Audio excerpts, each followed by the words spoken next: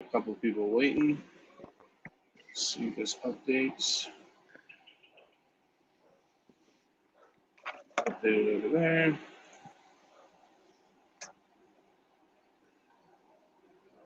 Boom. We are live.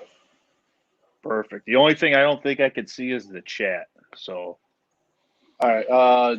You're on your phone? yeah, I'm on my phone. You might be able to see the chat on there might be an option to see comments. It's like comments, it says. Comments. All right, yep, there we go. Beautiful. Yep. All right, guys, what's up? What's up? What's up? Who's here? Integrity RC, Addicted. Addicted's going to dinner. Good luck, buddy. Have fun. Bob's RC, what's up? CSL, what's up? If you guys don't know KGM, check him out. He's definitely a two-stroke fan. I see he has some nitros too. Do you have any electrics, or you just pure fuel? I have, don't shoot me for admitting this, but I have a Big Rock. I got a 6S, Creighton EXB, a Mad Van. I bought my kids a Blackout. I have a Nice. Drag Slash that I just haven't finished yet. So I have a couple electric. Just I'd rather. Dude, electric's fun too, man. Right. A little bit more skill, I feel, with the two-stroke. Oh yeah, it's definitely they're super fun. Leo, what's up, man? RC Addict, what's up? So yeah, we have KGM on here. He's, like I said, big into two strokes. As you guys know, I've been messing with my two strokes. I was actually at the pit today. I destroyed my servo saver, which I knew it was going to go anyway. I kind of pieced it together with random parts.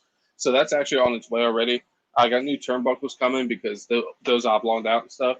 But KGM actually hit me up the other day and offered to loan me, not give me, guys, just loan me a 45cc engine. What did you do to it? So I tore it down, and I just did a little bit of port matching on it. This actually, I have a case here. This is the same case. It's just I screwed up on this one. Yeah. So I just opened it up a little bit more, dished out the base on the transfers in a little bit, and then opened up the transfers on the inside of the cylinder just to get it to breathe a little bit easier.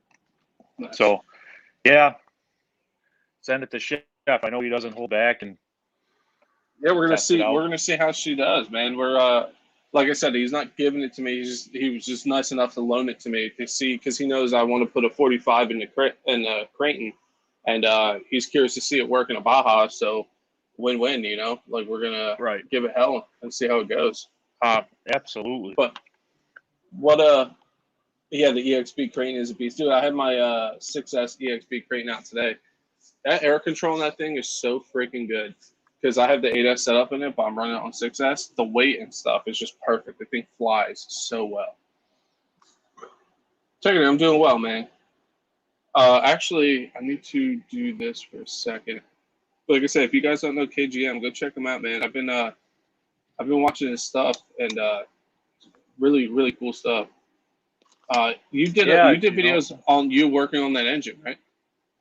Yeah, this I did an assembly video on this one. Yeah, this is yeah, it was like a 30-minute video. It was kind of a little bit of a bore fest if you're not into that, but that's what I did. But yeah, it was cool to definitely see it, because you always hear about people like doing it, but never really, like, they don't really show anything. Right. Yeah. So that's a link to his channel. It's easy for you guys. I meant to actually link him in the description. Definitely go check him out. He's a cool dude. Definitely a nice guy. But yeah, also, I think I don't know if you have any wrenching to do, but I definitely have some wrenching to do.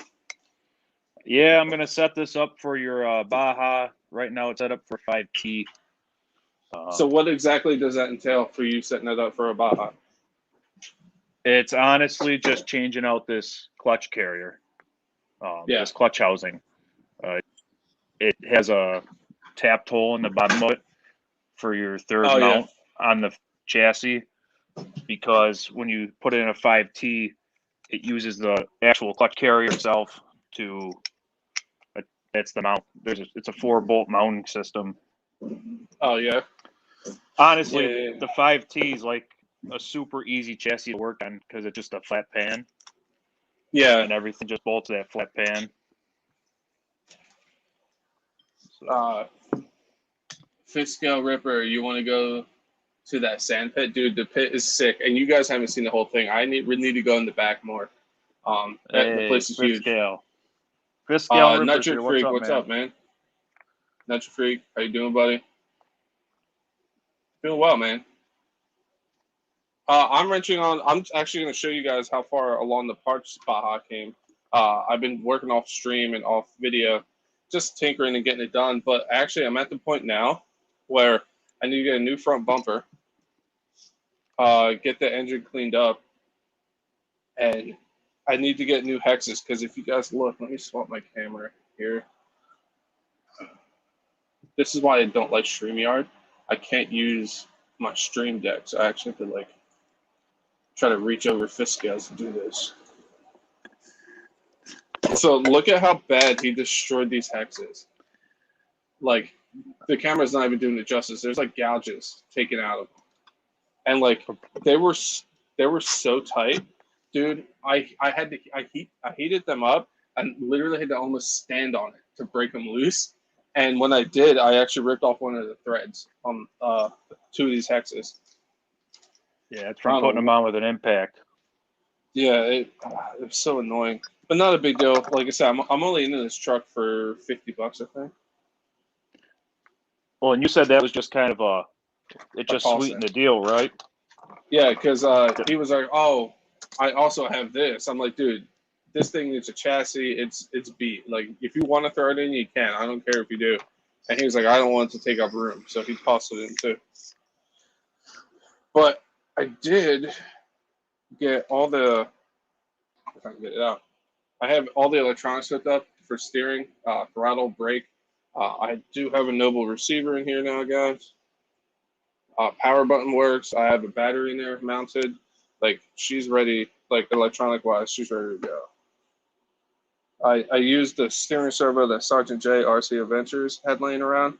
He sent because he was like, I'm not using it. So yeah, it's definitely going to be, it just actually got together way quicker than I thought it would. The biggest thing it needed was a chassis. And the chassis was I think $30. KGM, you all right? I think you froze, buddy. Yeah. All right, KGM actually, I think he has a bad internet connection in shop, so he should be back, guys. 2 for $13.99 before too late. A 2.0 for $13.99. Yeah, I see a couple people wanting to trade a couple of those, and they're cracking late chat or March trips for you. Are you doing good, Nitro? Good, man.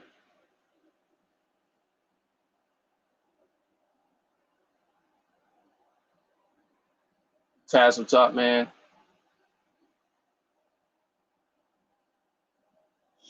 But yeah, this thing, like I said, the only thing I do now is I got the steering link, I got the turnbuckles ready in there. I got to get a servo horn and clean up the engine, and should be good, man. It was easy, fun. It was super fun to the point where I didn't cut my grass for a couple days because every time I come out to the shed, I'm like, ooh, I just want to work on this. There he is. Hey, you're back. What's up? What's up? The phone got too hot. Oh, did it? Yeah. Dang. I got a box fan. I'm trying to cool it down. So. All good, man. I seen you froze. I was like, uh-oh. Yeah. We'll see if it happens again. I really need to get my Lozy TLR truggy out. I cleaned that up the other day. This thing is a freaking animal.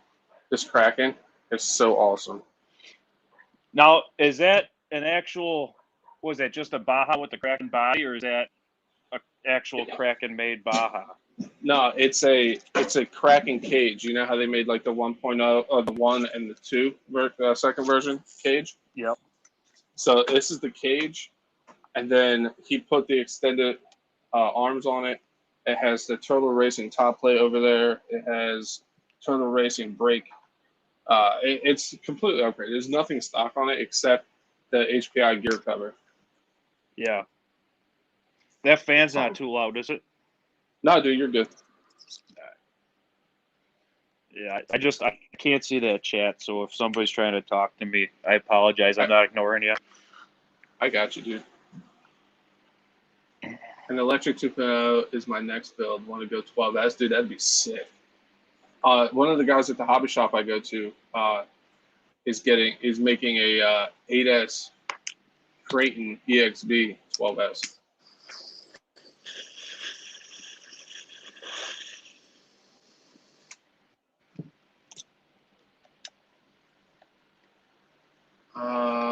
Couldn't get extra 50 or 100 off Labor Day weekend. Oh, okay. Yeah, I got you, man. I hear you, Paul. I'll be doing some more unboxing soon. Nice, Nitro. Yeah, the graphics on this thing are sick. It's not really my style, these stickers, but it's actually super hard to find just the body panels for the Kraken cage. You can buy the whole set. For this entire set is $300. The roll cage, the body panels, all that.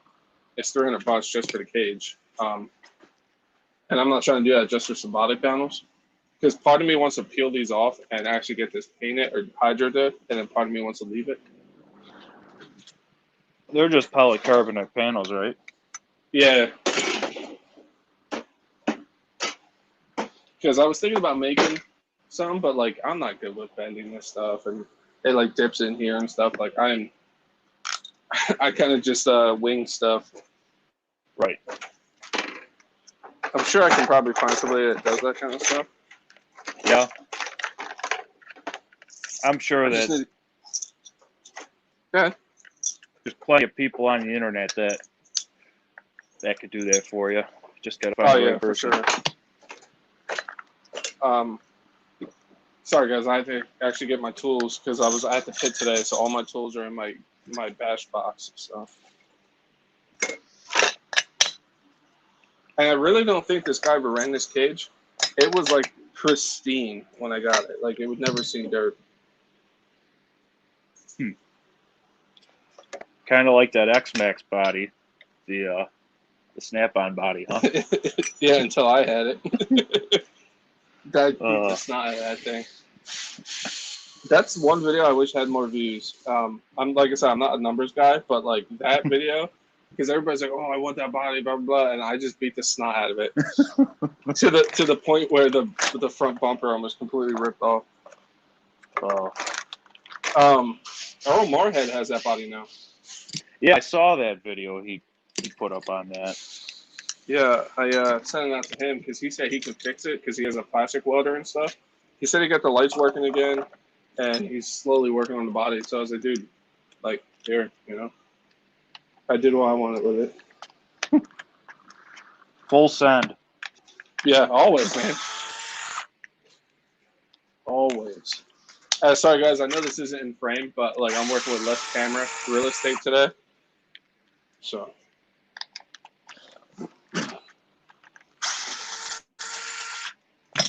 Yep. Oh.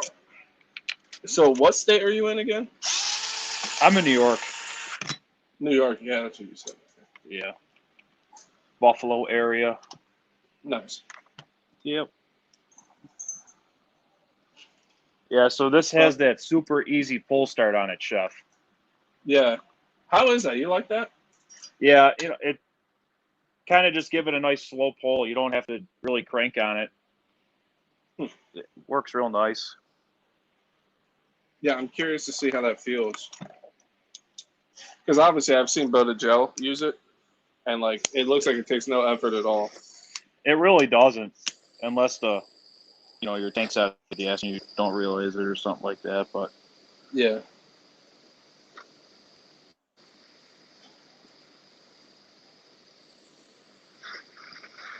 I never broke anything really except throttle linkage on the Original 5T. I think it's almost 10 years old. Oh, that's awesome. Yeah, I could see if your endpoints aren't set right, where you could really snap your throttle linkage on that 5T. I am going to swap this because, like I said, he gave me a Futaba with this.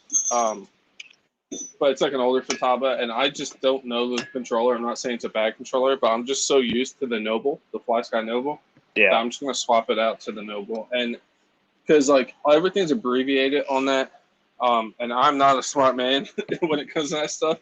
So I kind of have no idea what some of the buttons do. On the Noble, everything's right now. I can literally click on what I want on screen. So is that a long range Futaba, or is that?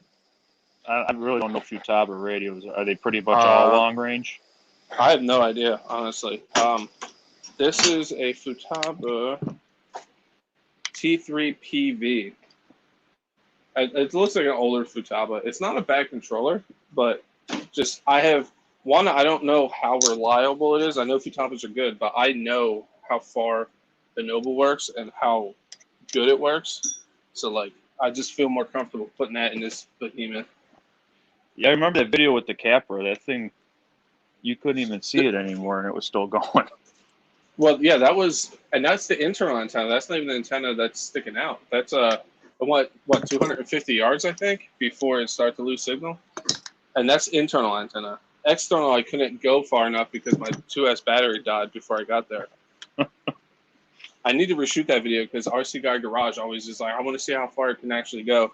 So since I have one in my 8S Outcast, I'm just gonna rip the Outcast as far as it'll go, and just to tell Guy, there, you happy? That'd be cool. Put a camera on it so you know where it's going. Yeah. A lot of cool stuff. There's a couple of ones this I was asking if I was just Bob's RC, my buddy Gus's Custom Creations. I don't want to ruin it for him, but he might be on the live anyway. He just picked up a Rovin Baja, and he loves it so far. He said it's the Rovin Baja is 100% the best all-around fifth scale truck, without a doubt. And like bang for your buck for $500, like that's really can't complain. Right, and there's so many upgrades for it. If you're into the upgrades, the price point's great. So, and they have other ones with like some upgrades that if you want to spend $100 more or whatever and get it, you can. Right. But Gus went with the stock, everything plastic and stuff, and he thinks it's great. And I trust Gus a lot. Yeah. Honestly, if somebody's looking before they're all sold out, King Motor has the black Bajas back in stock, black and gray. And those are very nice. Yeah, they come with a lot of aluminum parts on them that the Rovin doesn't, and it's about $100 more. Yeah, and I think it's worth that extra $100. Oh, without a doubt, especially for that front aluminum shock tower instead of having it all plastic. For sure. Yeah, I did some ripping today too. I took that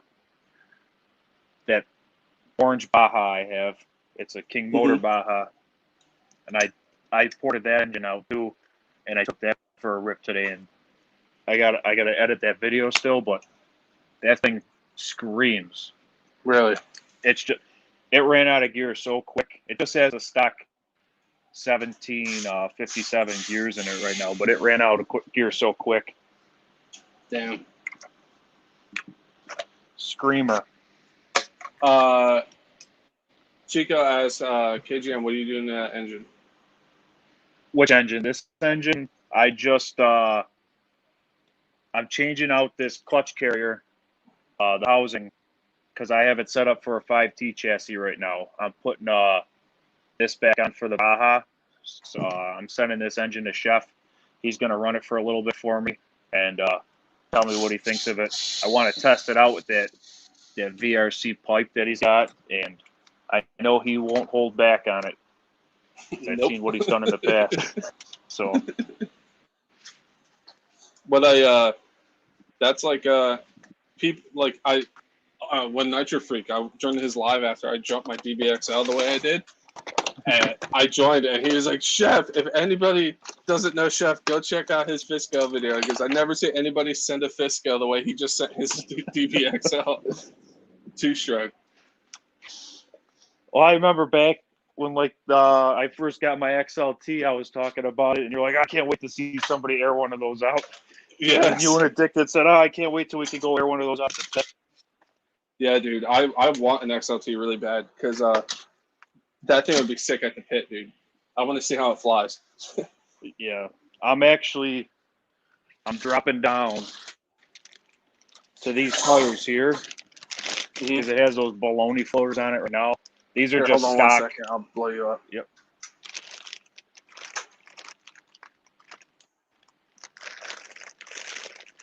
I don't know how to blow you up. Yeah, it's all right. Yeah. These are just stock. I think these are 170 by 80 tires. They're the rear tires on the Baja. And I'm going to run those all the way around as well. Fifth Scale Ripper knows about that. He actually gave me that idea. It's like dropping a whole gear set on that truck. Yeah. So those tires are just ridiculous. It's not like it's the Primal Raminator or anything like that. It doesn't need to have big tires on it like that. Yeah, I agree with you on that, actually. Every time I looked at that, I thought the same thing. These are, what are these? 220 by 120 tires. Those are the stock. They're giant. So I don't know if you guys can see that. You see how oblonged out that rod end is? Look how much that power moves. So I got new rod ends coming. That's why they kept popping off today. No big deal. And my servo saver that I kind of saved just for a few runs, I knew it was going to go. So I actually ordered one 2 days ago. I was like, it's going to go. Finally go today because I wasn't sending it like I normally send it, but I was giving it little jumps, maybe 3-4 feet, just feeling it out still, guys. I just got it. And it was doing well, but I took one bad hit in the front and it ripped off the tie rod on this end. And what's it called? The servo saver just overspun and it's done. But I have a Turtle Racing HD one coming, so I'm going to throw that in here when it gets here. And DDM ships to me pretty quickly. I get stuff within like 2 days because I don't live far from them. So yeah, DDM. I'm about a week out from DDM. They ship out of that's Utah. not too bad. Yeah, and like I for some reason I get it in like 2 days. Sorry, I didn't interrupt you, but no, you're good. You didn't interrupt me.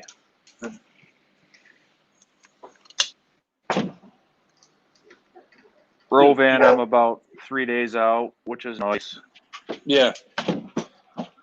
Dude, Rovan, when I ordered something from Rovan and literally got it the next day. It was nuts. It's crazy I forget what I ordered. You know, some of these, the distribution centers, it just depends on where they are. Yeah. And how fast they get to. Nitro Freak's been waiting for a box from DDM for a week. Now that would aggravate me. Yeah. Chef, what engine are you putting in the other frame? The parts Baja, I'm just going to run the stock engine if I can get it started. I still need to pull the flywheel off and crack the case in half and clean it out. I think it'll start. You can tell it's worn. That engine definitely has seen water. I think I can get it started, but the goal one day is when I get my own 45, because I have a feeling after I send the 45 back to KGM, I'm going to be like, I need a 45 like tomorrow. So I'm going to end up getting a 45 and putting it in this. This obviously will go in the DBXL, this engine, and then the DBXL engine will go in the parts Baja because there's only 23cc. That's just going to be that's going to be held together with hopes and dreams at one point, I think. That's going to be like my real beater, Yeah. I mean, if you're going to check out a 45, I would definitely get a hold of SRE Customs because I'm doing his work. I'm ecstatic about the work that he did with my engine. And the way that he goes about doing things is just top notch.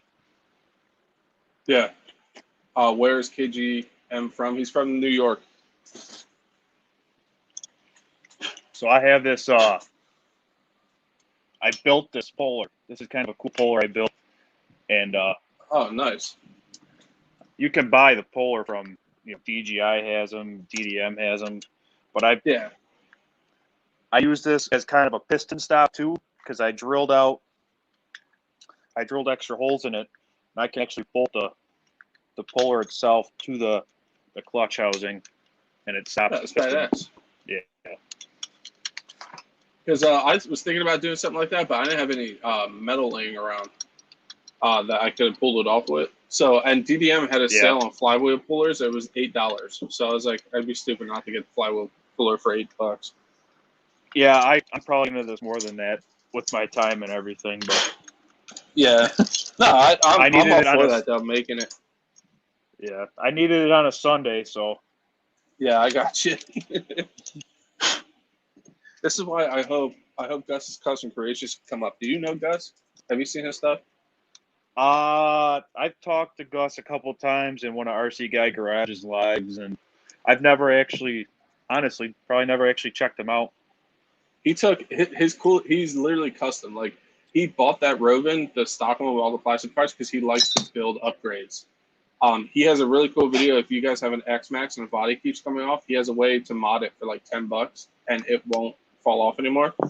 But he took a 110cc kids quad and made it remote control, and he put a Mater body on it from Cars.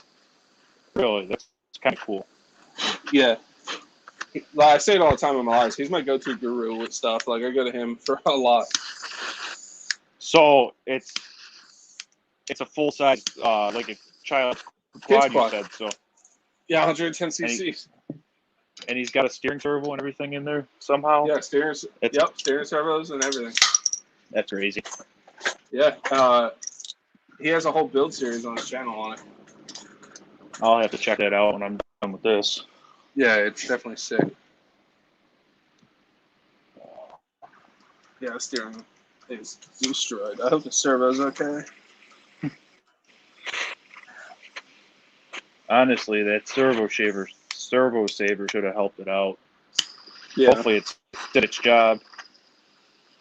It's just completely turned.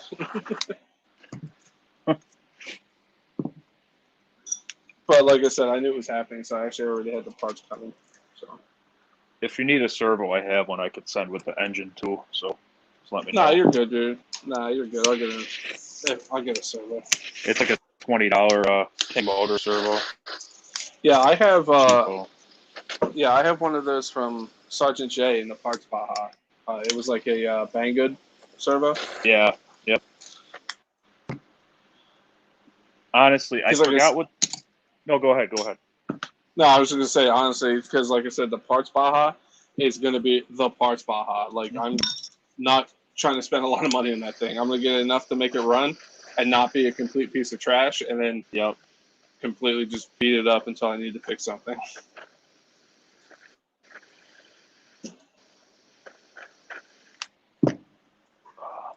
Those I know I've told you before, or said it in your live streams before in the chat, but I get those servos from Amazon. They're like $20 for 4 of them, and I've had nothing but good luck with them. Really? Yeah. I think I remember you saying that. I'll have to find a link for them, but yeah, they're awesome. I wouldn't. They're definitely not a 5th scale servo, but for $20. For $20, they'll run your throttle on that for sure. Yeah. Did you see that new 5th scale servo from Reefs? No. Dude, it's so expensive. I think the lower end one is almost $300. But I've never seen a 5th scale servo so strong and so fast. Like you see 5th scale servos are either stupid strong or fast. This thing, it's taking like full size, like big 5th scale tires and just throwing them around like they're not even there. It's disgusting. I have a Reefs 444 in that EXP, and that thing is it's so quick. It's just such a fast servo. I'm running Reefs in my TLR Truggy I built, the Nitro. Yep. Because that was my dream build. I know Nitro Freak. He swears by Send It RC, and they seem really nice. I actually was looking at them, but for my dream build, I was like, I feel like I need reef servos. I might find something equivalent for cheaper, but like for a dream build, I always wanted reef servos, and that's what I would need it for that. You know? Yeah, and I always thought reefs was more of a crawler servo until I actually started looking into them and looking at what they're capable of. Same. I thought the same exact thing actually. Because when I was building my Capra, I was looking at reef servos. I ended up with a sav box instead, but Send It RC for the win. Sergeant Jay, what's up, buddy? Hey, Sarge, what's up, man? Oh, he's going to bed. He's in Italy, so it's like 9:30 there. Yeah. No, later than that. It's 6 hours. It's almost, 1 a.m. there? Yeah. She's done.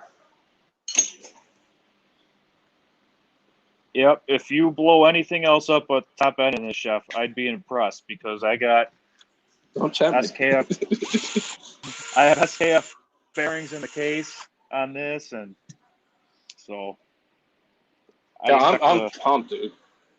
Yeah, you'll be all right. Now these engines, these 45s, they don't rev super high. Mm-hmm. They're not meant to rev super high either. They're more of a torque-based engine. Yeah. So it's not gonna get on the pipe like a small bore will, but it'll still do what you want it to do. Yeah, I'm super pumped. When you sent me that message on Facebook, I was like, what? Hell yeah, I'm down to check that out.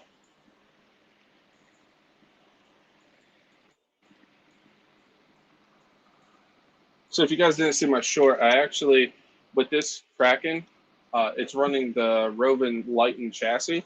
So there's supposed to be 2 holes here for the skid plate I have underneath to tighten up, to stiffen up the front end.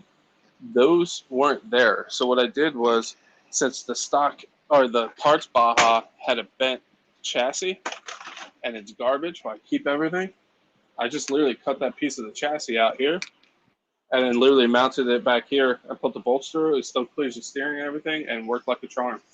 So don't throw anything away, guys. I don't throw anything away, especially RC related. Yeah, dude, I can't tell you how many times stuff like that comes in handy. To the smallest screws, that every time you get a servo, you get that nice bag of parts. They save everything. I have so many of those bags too. So these are in the back. So how long have you been in the RC, man? A couple of years. You know, I was into RC as a kid, but it wasn't anything like this. It was the X mods and stuff like that. It wasn't anything like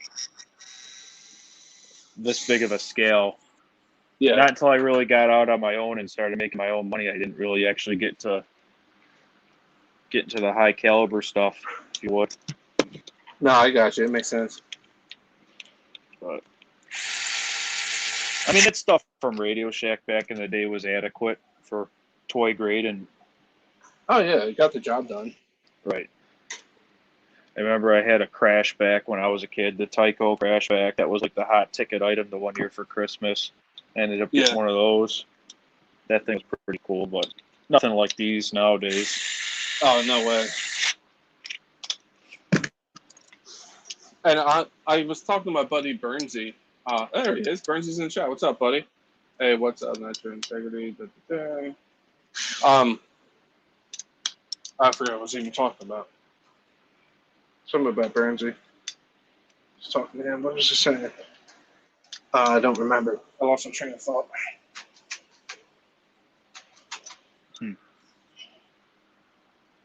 Yeah. It was something about RC. We can agree on that.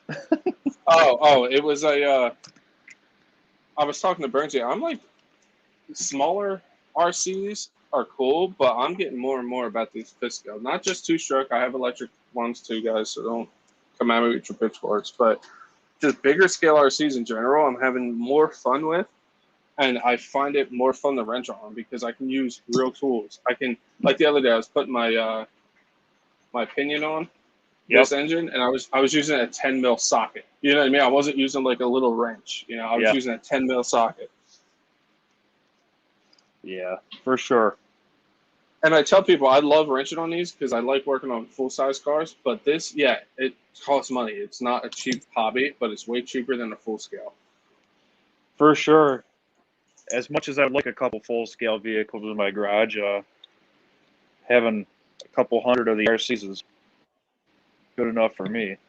Yeah, exactly. And you get the same. I get the same kind of fulfillment working on one of these. So. Right. Especially when you do something custom yourself or a Oh, custom build. Because I built a crawler over the winter, and that was pretty fun.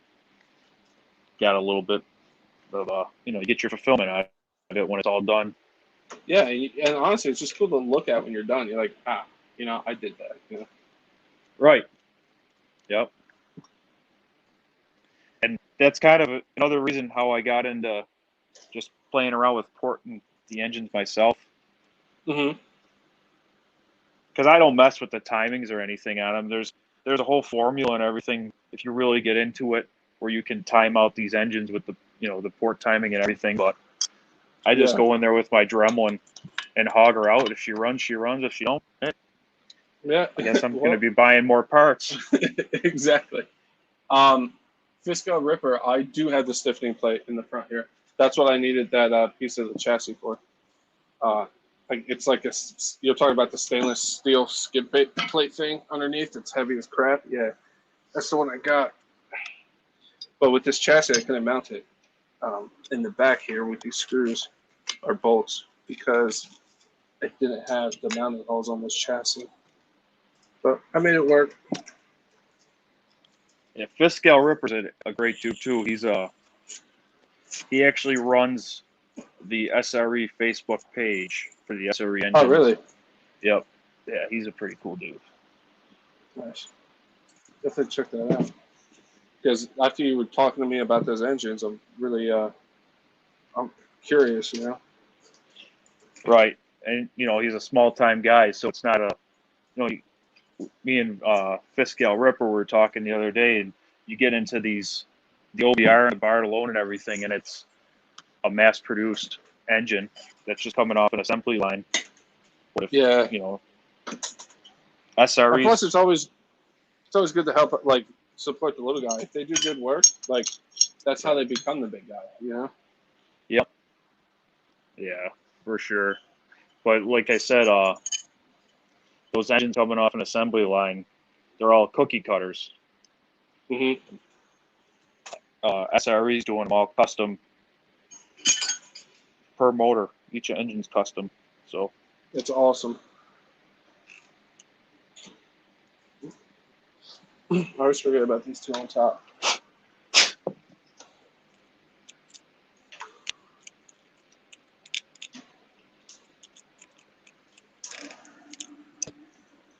Yeah, definitely interested because I know, like I said, I know for a fact when I send that motor back to you or that engine, I'm going to be like, oh, I miss it. So I'm going to probably get one sooner than I thought. Right. Yeah, I don't know if that Bartolone Reed-Case, that Broven engine will ever restock. That thing's been out of stock for probably since they went out of stock right after they debuted them. It's hard to say. Yeah, I got you. But even that's like I said, it's just cookie cutter. But it's a good motor. You get what you pay for. Oh yeah, for sure. I actually just bought a Bartolone pipe for my XLT. So nice. Yeah, I'm a big fan of the Bartolone pipe.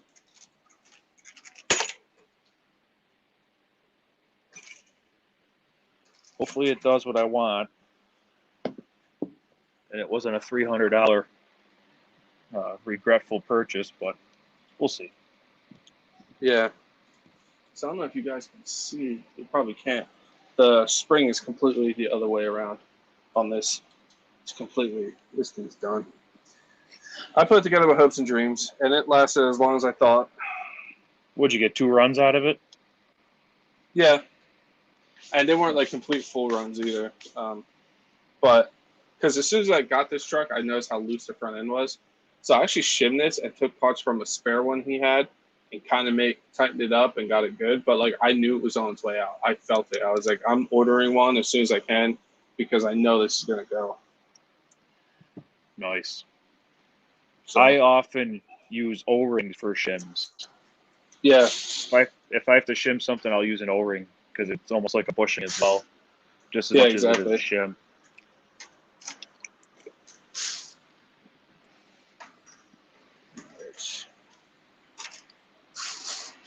But yeah, you're gonna see that engine you're sending out here at the pit, dude. Perfect. Perfect. Gonna launch it. Yep. I really I wish I had somewhere similar to that around me.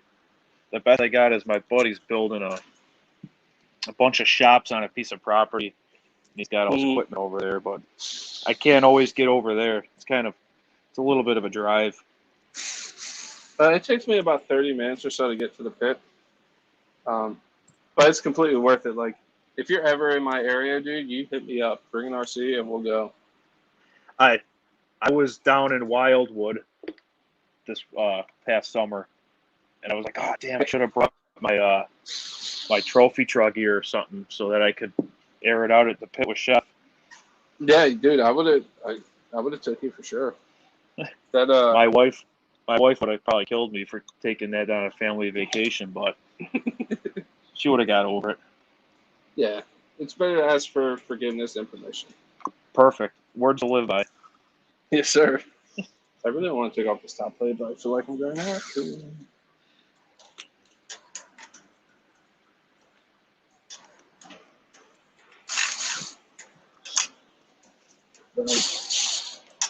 Gus's custom creations, his son, he said loves that Baja because his son was really into the X Max, and then he got that Baja, and he's like his son loves it. My one kid's 5, and he is absolutely obsessed with the Mad Van. Every time he sees it, he's just the Mad Van, the Mad That's Van. Awesome. I had him brapping a couple times on my old Rovin, and he did all right. Nice. Did a dusty enough field. All it wants to do is just burn donuts, so it can't go very far. Try Tit Racing for parts for fish scales. That TIT Racing. Yep. Okay. SRE Insane 30.5 to 60 cc spill pods. Oh, yeah. Zip tie the steering spring to stiffen it up. Yeah, it was like I said, I just kind of helped put this together with hopes and dreams. It definitely stiffened it up, but if you guys see here on camera, you can actually see where the spring got ripped across there. That's like a huge gouge. You see that? KGM, look at that. That's literally like a channel. That's a channel now. So was your screw digging into your chassis? The screw for that steering servo or the servo saver? No. I don't know if they put too long of a screw in it for factory, but one of mine Bajas, it's like a trench through there. Really? Yep. Yeah, no, everything's good. It's just like I said, I knew this was held together with hopes and dreams. Because if you guys can notice, this is silver, this is all black. This is actually from a different servo saver he had. So I was actually I was just going for it, just putting it together. But like I said, we have the Turtle Racing one coming, so that's not a big deal. I also ordered up a carburetor because I think this carburetor is supposed to have a what's it have? Oh God, I'm skipping. KGM, you know what I'm saying? I said to you earlier, it's supposed to have an accelerator, like a diaphragm pump, accelerator pump in it? Yeah. Accelerator pump, that's what I was looking for. So it was actually funny. And I was talking to KGM actually at the pit. And he's like, it sounds like you have a leak or whatever. But I checked all that. I didn't have a leak. It's just it would tune well for a while, and then it would bog, and then I would tune it a little bit, and then it would be good for a while, and then bog again.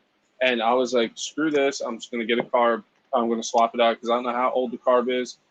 I don't know like what he did to it. So like, carb's coming off because the carb isn't expensive. So this is not the parts truck. So I'm not gonna just half-ass this one. That's a 34 in that truck, or is it a 32? It's a 30.5. Oh, it is a 30.5. Yeah. Thing rips though, like rips. And with these paddles on the back, dude, this thing was just flinging dirt today. Yeah, that pit's pretty cool. That paddles are definitely needed at the pit. Yeah.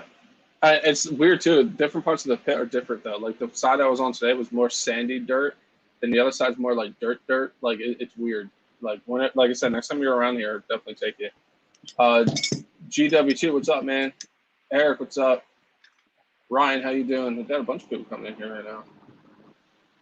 Integrity, man, what's up, man? Don't forget to smash that like button, guys, and to check out my buddy KGM, if you guys don't know him.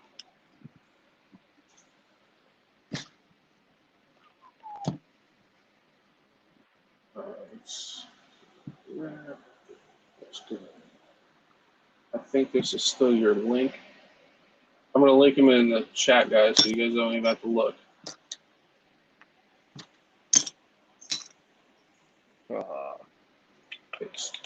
Boom. Put 1107 or 998.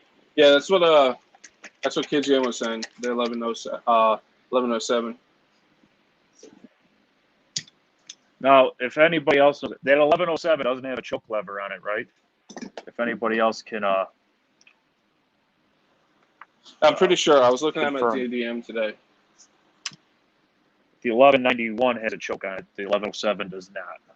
Yes. But I think they're the same carb besides that. But yeah, pretty much.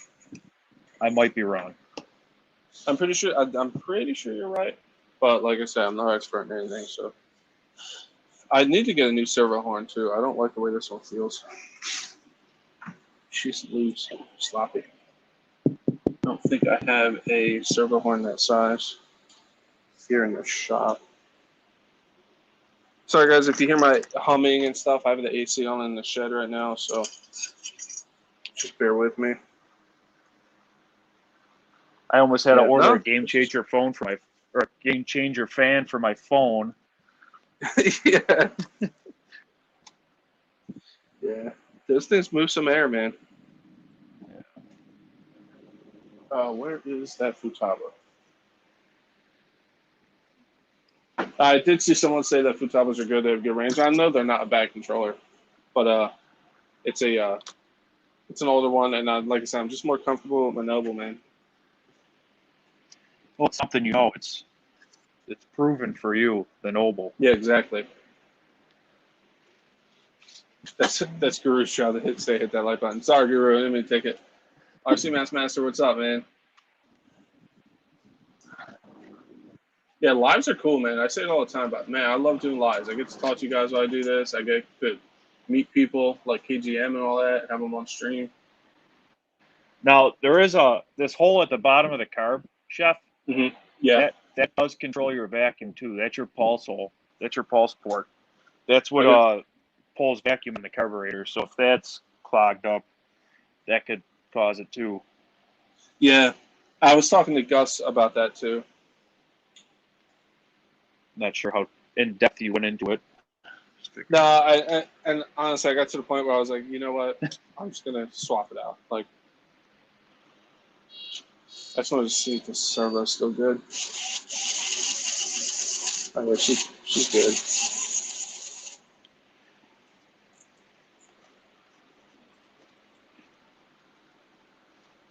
So, what's your go-to basher? My go-to basher? Like, if you're gonna go with me tomorrow at the pit, what would you bring? Let me grab it. Watch this.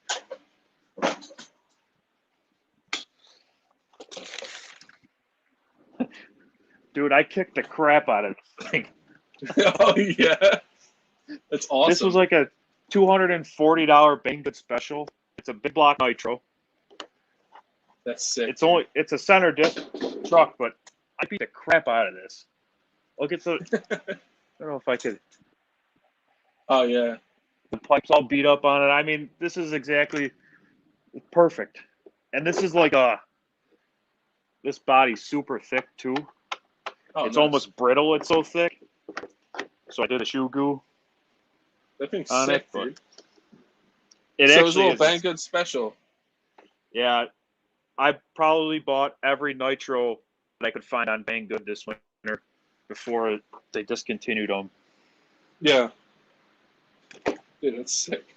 I did not expect a Banggood special nitro, I'll tell you that. I have another one. Let me grab the other one.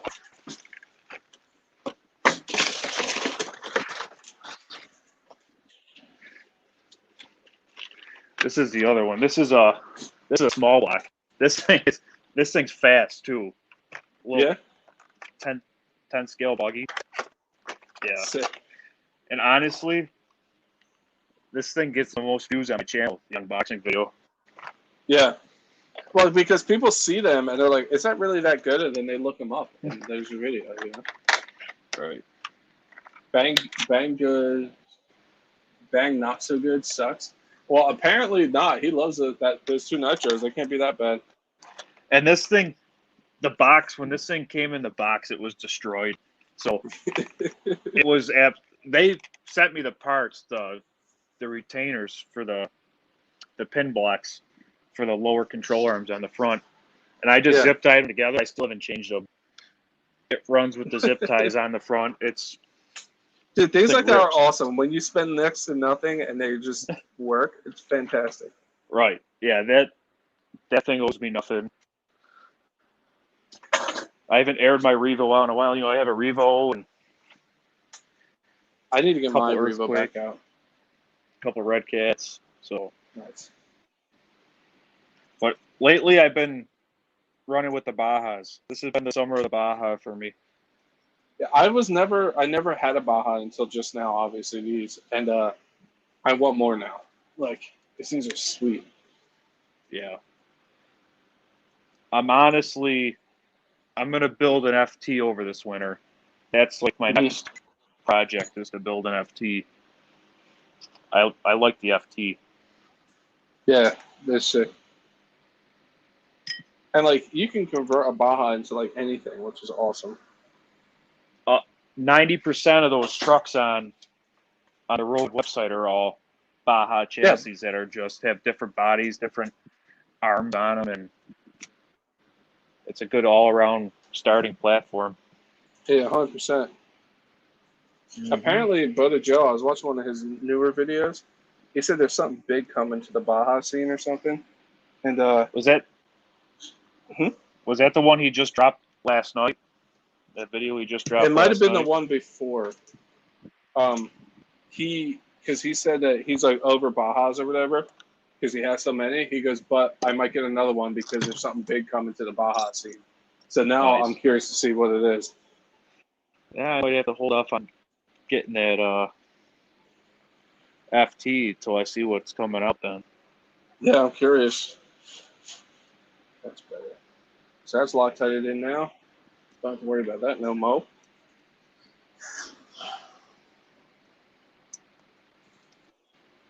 Yep.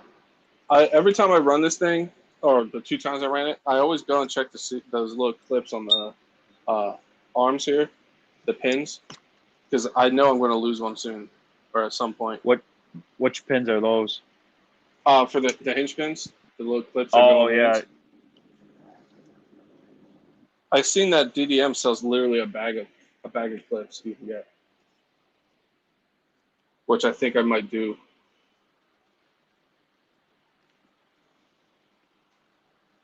Cool. I think.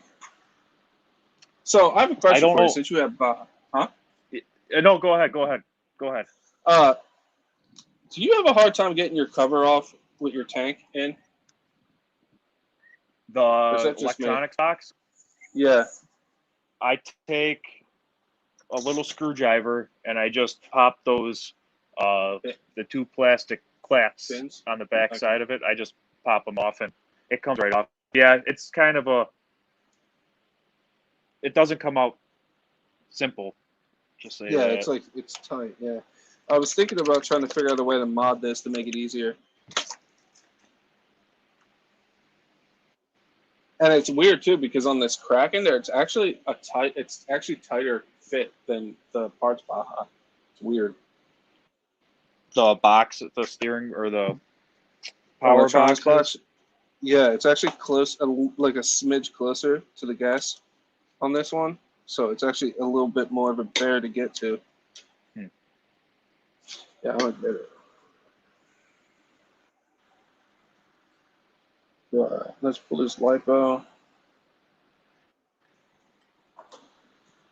Do you have a velocity stack for that, Chef, for this motor? Yeah, for the one you're sending me? Yeah. If not, I'll just put the stock air cleaner on it and send it to you that way. I could have a velocity stack. I can take it off the DBXL or this. If not, you really don't. It really doesn't make a difference with this engine. I didn't see. Yeah. In the 5T, so.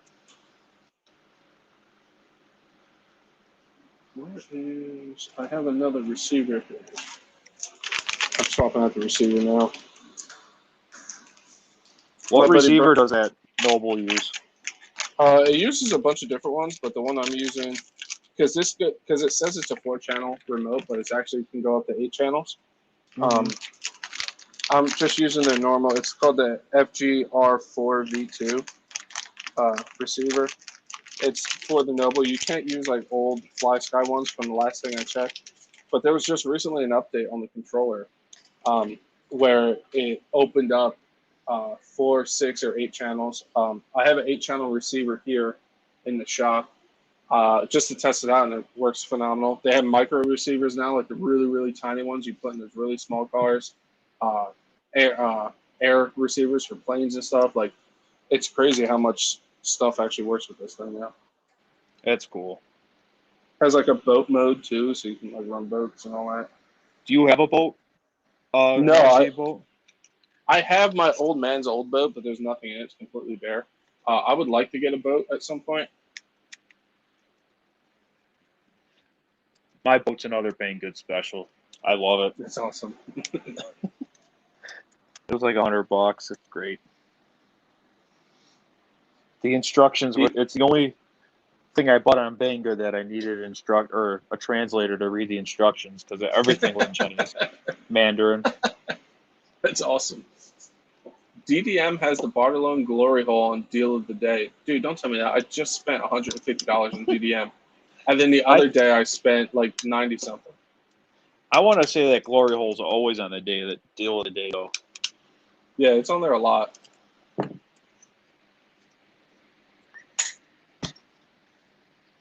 My 5TS is 31 inches wide.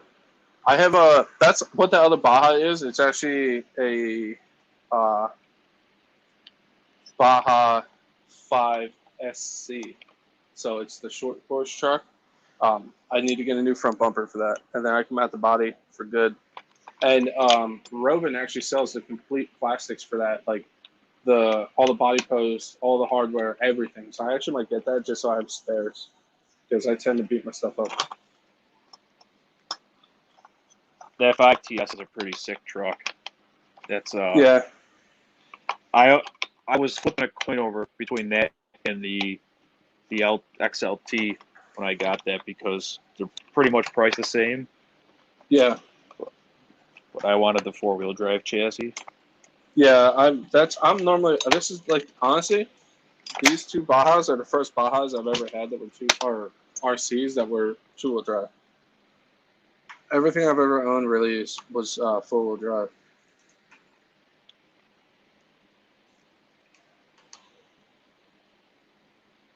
$15 in the chat, 11. Come on, guys. I appreciate that, Addicted. How was dinner, buddy?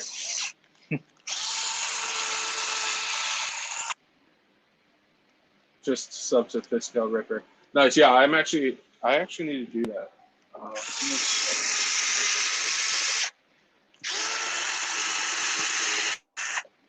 Yeah, Fiskal Ripper's a good dude, man. He helps me out a lot. And well, with that kind of name, how could I not? You know, Fiskal Ripper. There we go. Boom. So, it's got here. 3.5 port, first start, Rogan 5T, TS rebuild. All right. 45 grip. Nice. Yeah, I'm going to go back and watch those later.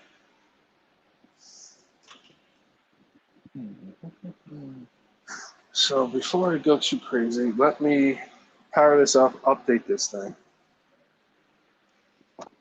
What is that? Update right through your Wi-Fi? That It updates from the controller. I don't have to connect to Wi-Fi. Really? Because the update stays on the controller.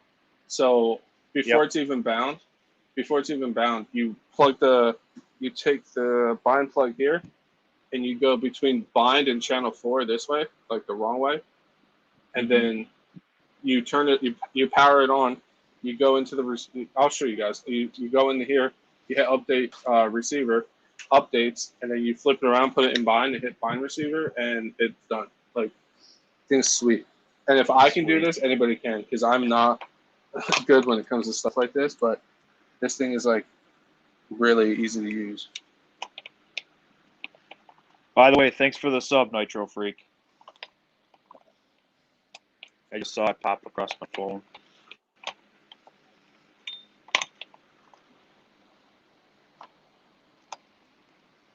I hit up Nitro Freak a few times for help with my Nitro. I remember that one live when right after you broke in the TLR.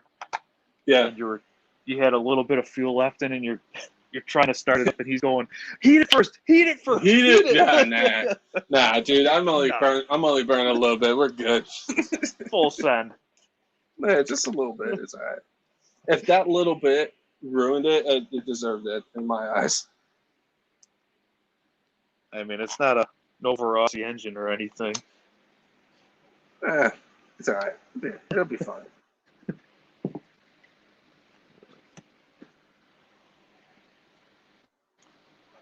Oh, this is a power button. I have to turn it on.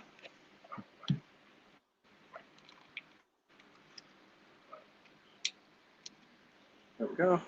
All right, so, hold on 1 second. Let me see if I can blow myself up for a second.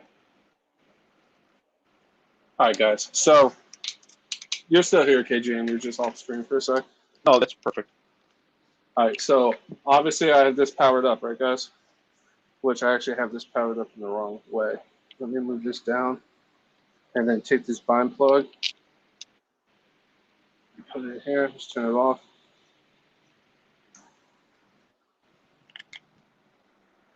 All right, so now you see, I don't know if you guys can see that on the stream, but it's like doing like a weird blink here. And then I'm literally going to turn on the Noble. And then I'm going to go to the settings. I'm going to go to model, and then we'll go to select model. And I'm going to, I actually think I already have, I don't have this in here yet. So I'm going to add a model. So that's parts Baja. We're going to do switch model, change the name, Kraken.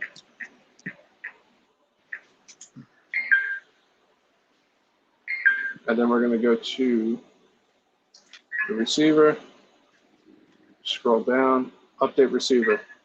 And then there's a list of all the receivers it supports, the FG12, the FG8, they might have added 12, the SG4, the FG R4P, but this receiver is just the first one. It's their normal receiver. You just hit update, hit OK. Now it's doing a loading screen.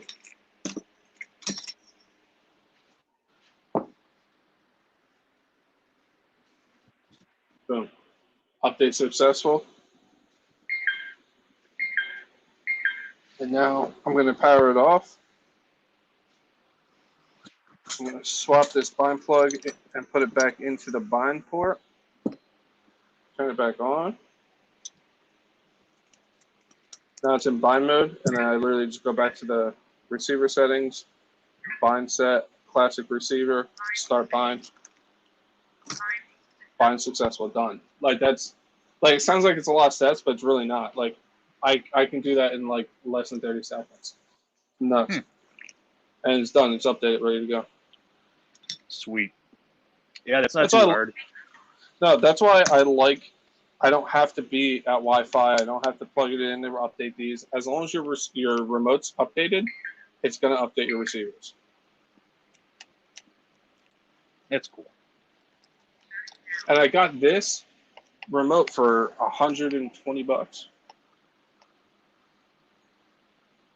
That's not bad for the remote it is. It's a high tech, fancy and like remote. ambidextrous and all that stuff. But you can't beat it for $120. You can't beat it. I got it from China. I got it from China, so it took a little bit, but I was, because here in the U.S. you can find it, they want like $250 or something like that. Which honestly, it is worth $250. That's my opinion. 100% it is. But when I can get it for 180 or 150 from China, I'll wait. You know what I mean? I'm not in a rush. But if you guys can tell, I don't know if it picks up on camera, it's dirty. Like, look at the dirt on it. I keep it in a case, but it goes to the pit with me when I'm working on my truck. It gets set on the ground. Like, it's not like a $700 Futaba or something like that.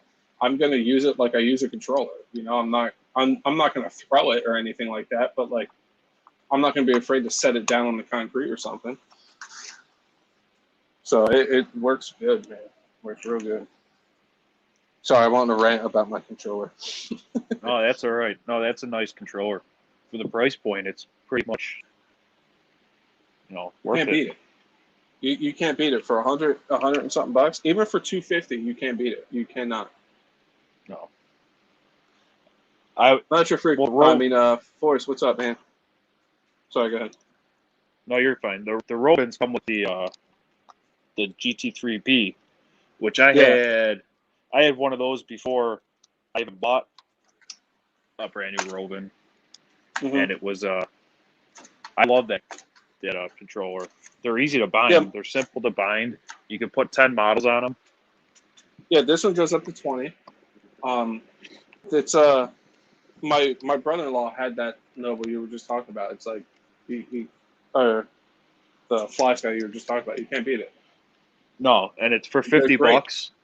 Yeah. For a digital display and everything, it's great. It's perfect. Yeah, you can't go wrong. Sam and Sarah, what's up, man? Endor lady. Been good. Went back to work, so it's back to the grind for me. Hey, dude, it's not a bad thing. You got to make that money, bud. Got to pay to play. 2 alarm pipes. Deciding what one to use, whatever gives the most, I guess. Are they both silenced? If they are, send it back and get unsilenced.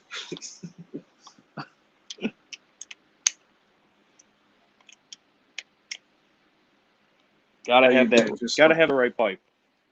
Yeah. Just went to the pit yesterday. Posted a cool video on the Vortex Bash. Nice, Forrest. I was just there today with Bernsey. Me and Bernsey were at the pit today. Bernsey's got to take that pipe and get a different pipe for his Baja. That thing's. You hear that, Bernsey? That thing's robbing his power. I watched that video the other day. That was I think let me see what I got here. You hear that, Bernsey? Get a pipe. He's got something like this, but his is the torpedo like that comes off the back. These are garbage. Junk. Yeah. This thing here. Too many turns. This is not.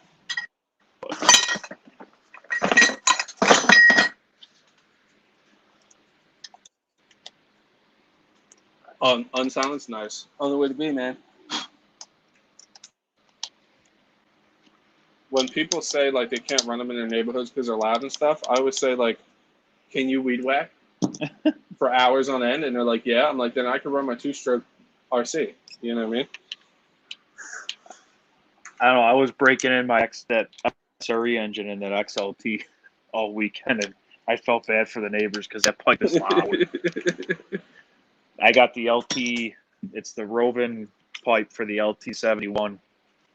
on yeah. that right now, and it works. It likes this engine liked that pipe a lot. When I had this engine in the XLT, it loved that pipe, but we're going with the Bartolone. I thought my DBXL was loud with the Bartolone, and then I got this truck, the Kraken. This thing cackles, man. Right.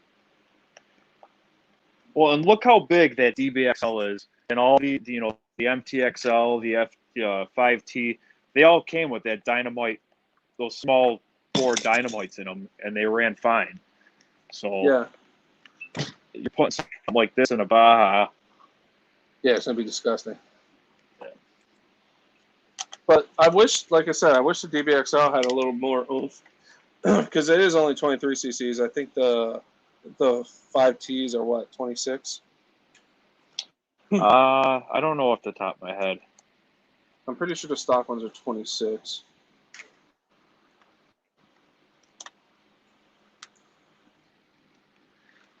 Yes. This is the stock pipe that came on the XLT. This is complete junk. Junk. Is it? Yeah, I watched that video the other night, actually, you're saying that. Yeah, this one cracked right at the mount, and it got so hot it burned the paint. I was having all sorts of issues. All sorts of issues with it. So, yep. We're all back together, Chef. It's ready to ship. Nice, dude. I appreciate it, man. I can't wait to check it out. Again, guys, he's not giving me an engine. He's loaning it to me to check out and like see what I think of it. He wants it to get put through its paces, so he knows how I run. So like, we're gonna give it a shot and see how it feels, man. And if it blows up on camera, don't edit it out. Put it up there. Oh, I won't. You should know that by now. Like, you might not have watched me very much, but like, I'm brutally honest, man. All right, let's try. Let's make sure everything works. All right, so the Kraken. Let's power this bad boy on.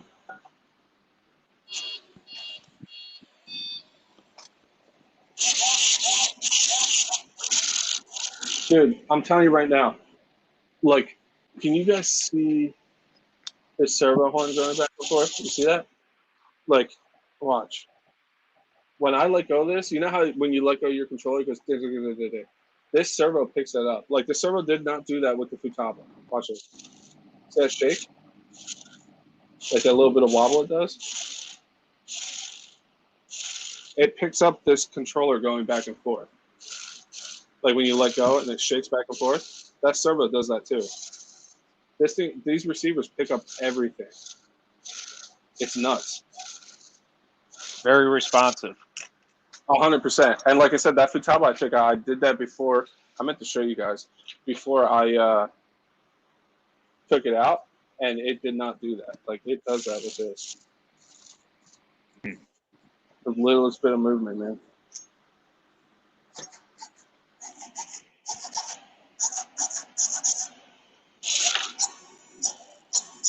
The brakes, steering. Yeah, it's so much more responsive. It's nuts, dude. Guys, get this controller. Just get it. Yeah, 20 models on one controller. Yeah. And that's crazy. The receivers, like for those real high end, like $700 controllers, are like what, $60? Yeah, and those 8-channel receivers are not cheap. Yeah, $60, $70. The 8-channel one of these is $40. This one is 28 for the 4-channel. Like that's why when I see them on Amazon, I just buy them. Yeah. Just so I have them. And honestly, this is for this to come with a ready to run truck. This is a great remote for a ready to run. For sure. You're getting this with your your $500 purchase from Robin. That's the only complaint I have about this is it takes 8 batteries. There's a mod to run the 2S LiPo. There is, yeah. I don't know. Easier to just put double A's in it, I guess.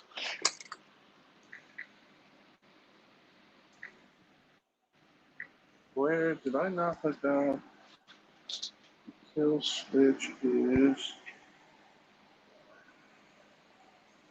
Kill switch is channel 3. So I'm gonna put my kill switch on this button here.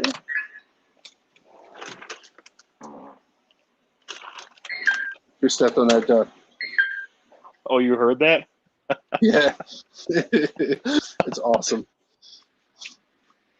Oh.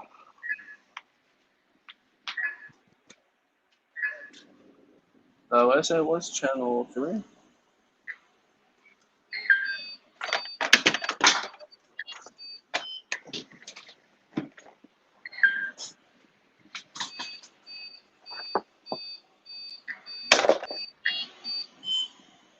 Perfect. Got the kill switch right here. She's dead. Kill switch is good. I always tell people too, they're like, that looks like a lot to be on a controller. I always say, if you can work a smartphone, you can work this thing. I don't know much about this kind of stuff, like controller wise and all that, but I feel like this thing is gonna be really different now. I'm pumped. All right. Now That's we're gonna how, mount this bad boy. When I got my first brushless and started working, I'm like, how do I program this? That stuff is scaring the crap out of me. I'm like, what do I do this? And now it's like, oh, all right. Well, that one time during a live, I was trying to program my ESC on the infraction. Dude, I don't know what the hell I was doing, but it would not work. To the point where Earl Moorhead literally called my cell phone. I was like, bro, what are you doing? I was like, I don't know, Earl, it's not working. And I did everything he said, and it still didn't work. I was ready to throw it through a wall. But, you know, live and learn. And that's why another thing I like to, I show everybody everything. Like, if I mess up, if something breaks, I'm going to show it. Like, I have nothing to hide. We're playing with toys, you know? Yeah. When I first got that EXP, I put the, Max 8, the 6S, the Hobby Wing 6S combo. I think it's Max 8 or something like that. Uh-huh. And I never realized that you had to program the receiver or calibrate the receiver. So I'm running and I'm like, this thing's slow. Why is this thing so slow? And, and I calibrated the receiver and punched it for the first time and it did a backflip. I'm like, oh, okay. That's what I was doing wrong. You're the same way to show raw footage. Yeah, man. You have to. Like, yeah, the flips and doing landings and stuff is cool, but like, at the end of the day, one, I don't argue with people about RC cars because we're full-grown adults playing with toys, and I'm just out to have fun. Like, it's just what we're doing. Oh yeah, absolutely. I that's one thing I can't stand is being, reading all the forums, and you see somebody bashing somebody else's build because it's not something that they would have done. Yeah, like, or they're just ignorant. Like, you ask them for help or something, and like don't get me wrong, it's gotten better, but the ARMA Facebook group used to be atrocious. Those guys, like, someone would ask like a simple question, like, "Oh, I'm new. How do I charge this LiPo? Is this the right settings?" And people were like, "Well, if you don't know that, you shouldn't own one." Like, you're the same people that cry that you're losing RC companies because nobody's doing it anymore, but then you turn around and tell a newbie that he's an idiot. Like, what?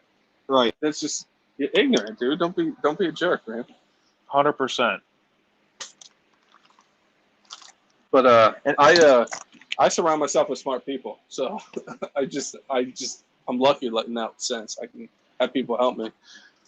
I think I surround myself with smart people. I could be questioned in that, but yeah. Where is my?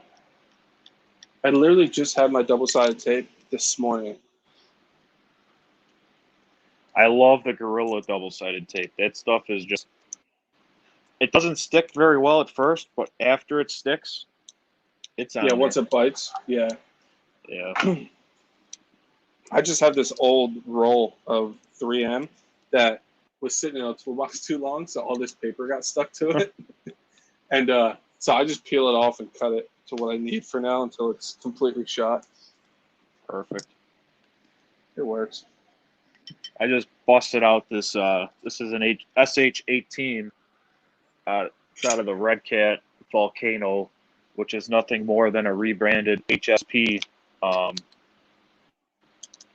monster truck.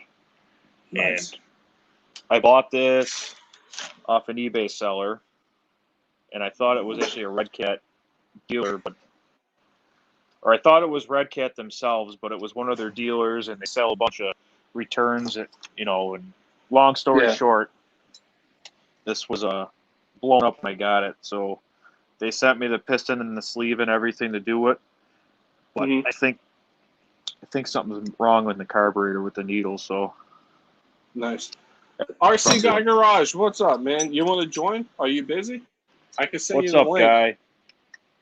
If you want to hop in, you're more than welcome to, man. I know you don't like us little guys anymore, Mr. 10,000 subs over there. Mr. Merchandise.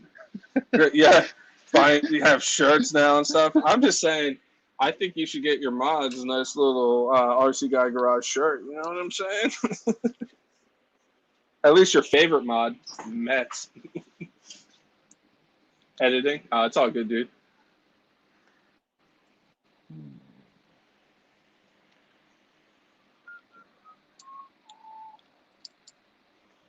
He's like, I'm going to grace these small YouTubers with my presence right now. RC Guy Garage in the house. I'm just messing with you guys. No, but honestly, Guy is the reason why I started doing YouTube. Or start making, wanting to do videos. It's because I found his channel when he got the Max. And I started joining his lives just to chat RC with him and stuff, and I actually got 20 subs before I even had a video, just because people knew me in his lives. I would go in there and just chat and hang out, and he kept saying, "Make videos, dude. Make videos, make videos." And then people were like, "You need to do videos." And Guy one day was like, "Dude, you're gonna play with RC cars anyway. Just film it." I was like, "You know what? You're right. I'll do it." I stumbled across him. I was doing research when I was buying that Red Cat Earthquake, and I should have never bought it after watching his video on it. But I bought it anyways. Live and learn, man. So, right. I think that truck looks sweet. The Earthquake, the 3.5. Yeah, it definitely looks cool. Actually, I have a Dynamite 28 in that right now, but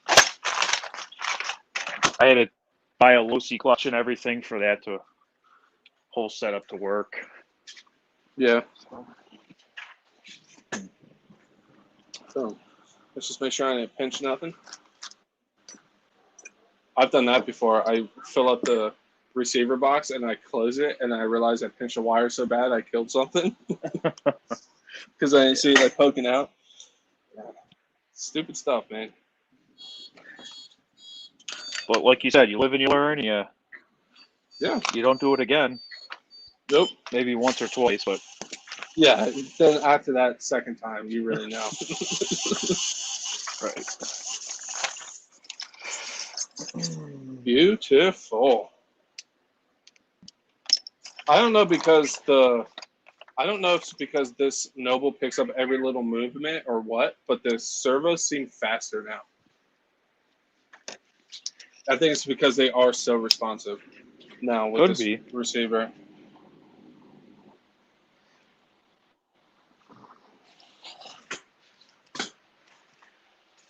Chef, I'm your second hand man. I appreciate it, man. Oh, Nutty, you want to hop in?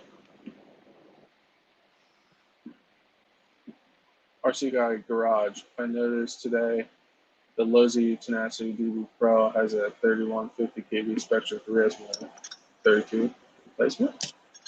Huh. Yeah, dude, that Tenacity looks awesome. I kind of want one.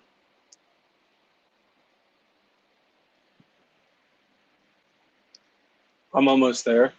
I have to start selling my Page fake beards. Yeah. Nah, dude, I need a logo. I say it all the time, but I really need a logo, man. Hey, that sticker you got on your TLR isn't a bad logo. The what? Kind of sweet. The sticker you have on your TLR. Your Chef Beardsley logo.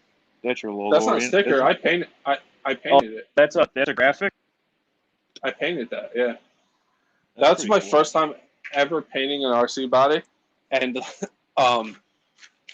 obviously I didn't take it too seriously because this is a basher. I know people are like, oh, you got a kit and you're not going to race it. Nope, I'm going to send it to the moon.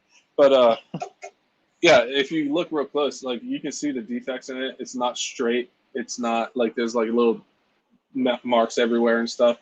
But you know, I was a couple tees in and just painting an RC body. So I seriously thought that was a final decal. That's pretty nice for first time painting like that.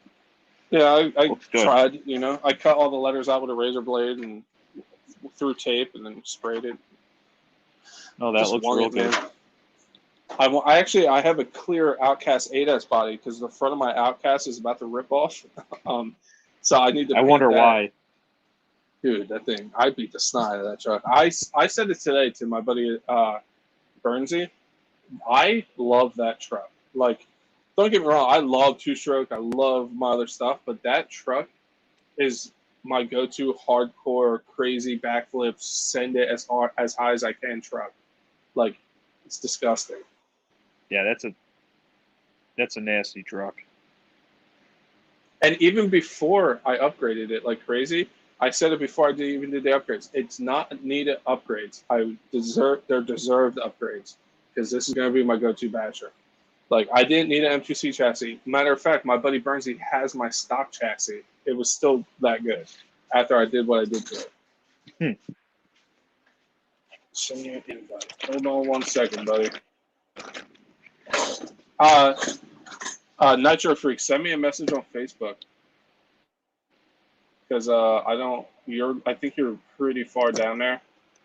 I haven't talked to you in a while, I don't think. Oh, I might have. Hold on. I might be able to get you. Sorry, guys. I just don't want, like, a bunch of people in here all at once. I'm trying to keep it, like, a little slower. Maybe one day we'll do a whoever gets into the live stream first kind of thing. Just remember, you can't, no hardcore cursing. You can say badass and stuff. Because if you do, immediate gone, banned. I don't care. I don't play 3 strikes and you're out. Boom. Right. I think I got you.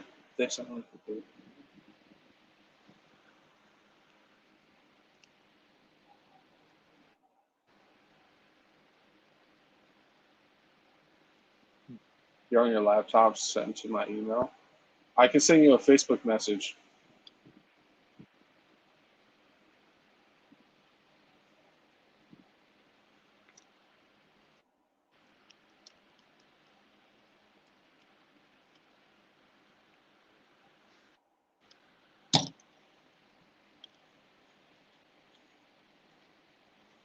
Go. Okay. Back up. You gotta head to work now, guys. Talk to you soon, gents. All right, Forrest, man. Appreciate you being here, buddy, as always.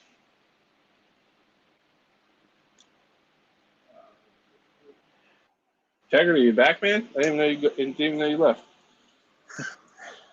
So as of right now, I think this thing's kind of at a standstill until I get my new steering set up, which should be here within like either tomorrow or the next day. Actually need this steering linkage.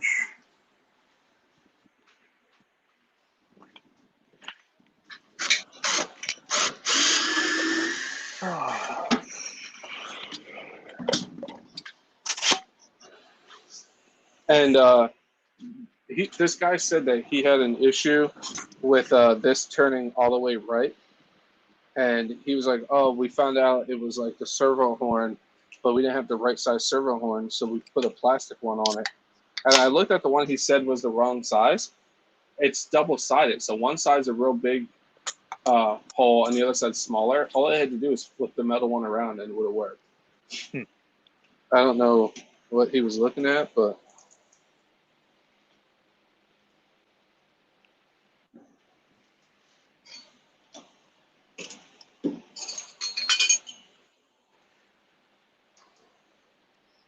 Honestly, these... Go ahead, Jeff. Sorry. No, you're good. I'm just talking to myself, really. What's up? These low grade budget nitros, I think, are dynamite. Honestly, dude. Yeah, I was eyeing them up a little while ago, honestly. Definitely cool. And, like, for the price, why not, you know? These SH motors are perfect. They're a great bash motor. They're built well. And you go on A-Main and the parts are dirt cheap for these. Like, Oh, yeah. I bought Red Cat must triple the price on these parts for this motor. If you go on A-Main, they're pennies compared to what Red Cat charges. Oh, damn. Gus is getting set up. Hell yeah.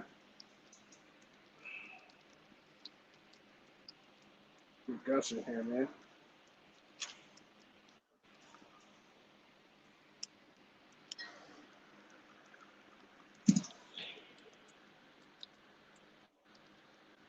There we go. All right. So we got the turnbuckles coming, servo savers coming, carburetors coming, parts for the parts truck are coming.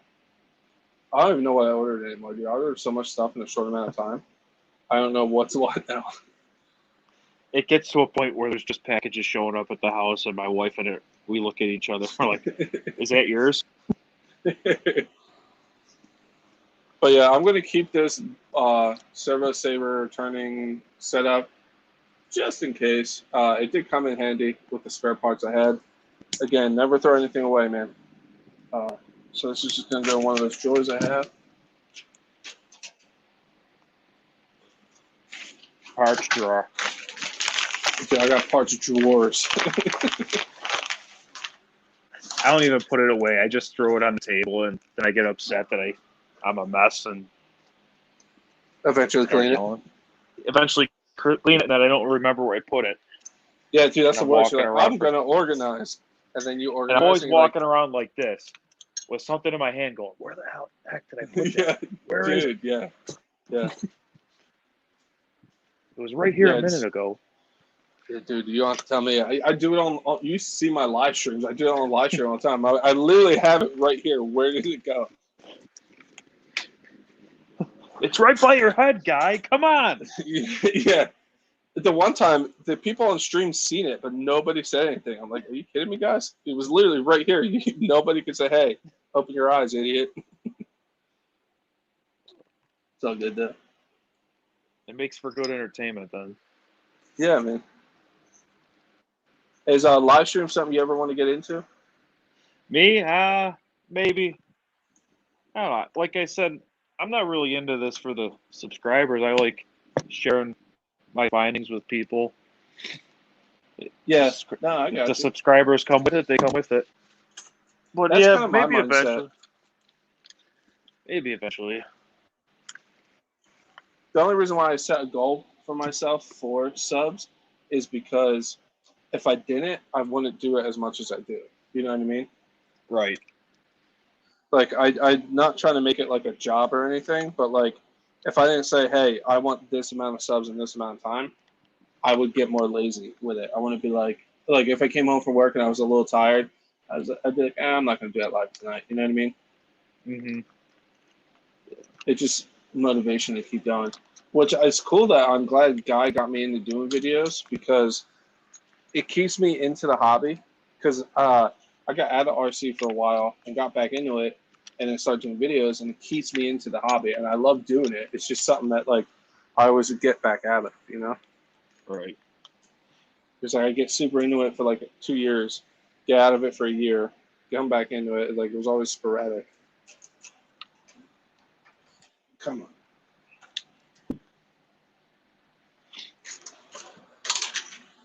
Yeah, that earthquake kind of got me into making the videos. I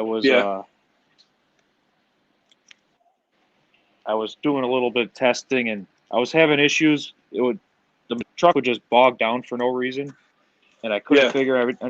Couldn't figure it out. And I don't know if you've ever seen hybrid 324/94.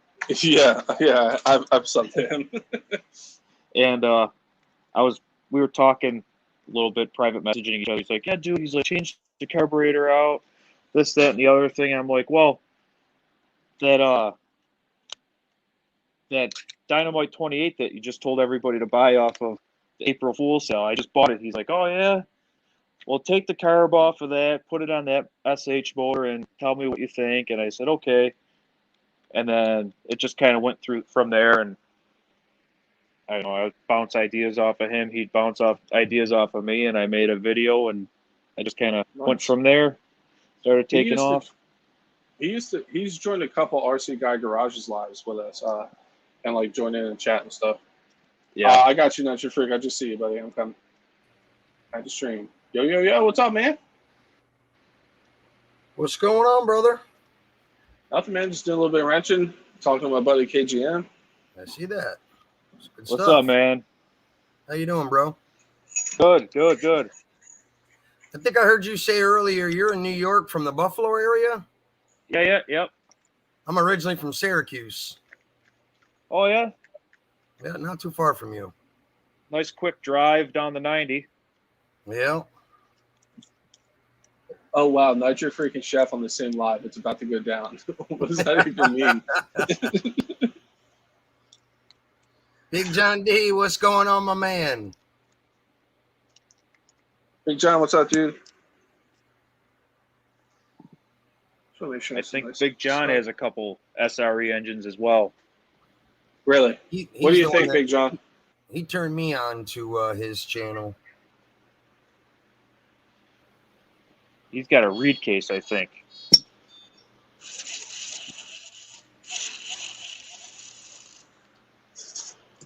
That's sick. Yeah, I think I want to go reed case when I do get an engine for this. Yeah, he builds pretty cool reed cases. Yeah, I definitely want to check it out for sure. You want a nasty motor? Buy one of his soul pods. Those things are ridiculous. What's the price on tag on one of those? Yeah, I've been talking with Big John D. He's been teaching me all about the scope pods and all that stuff that SRE does. Yeah. That's what I've been thinking about doing. I've got this modded red arrow here. I'm thinking about putting that in the 5T and then taking the stock 32cc out of the 5T and sending that to SRE and letting him do his magic to it. Yeah. KGM, it says device not connected. If you're in the background, right now on the bottom it says device not connected. I don't know if you overheated or what. See what happens, freak. You show up and people start disappearing. I know, my bad, man. I didn't mean to do that. I heard him earlier say his phone was going into thermal protection from overheating, so it's probably it was too hot. Yeah, because he says his Wi-Fi in his shop isn't very good. Yeah, that's how mine is. Sometimes I have a lot of connection issues. That's why I don't like to use my phone a lot for doing like YouTube and stuff, because my phone will do that. I guess it draws so much power out of it, makes the processor overheat.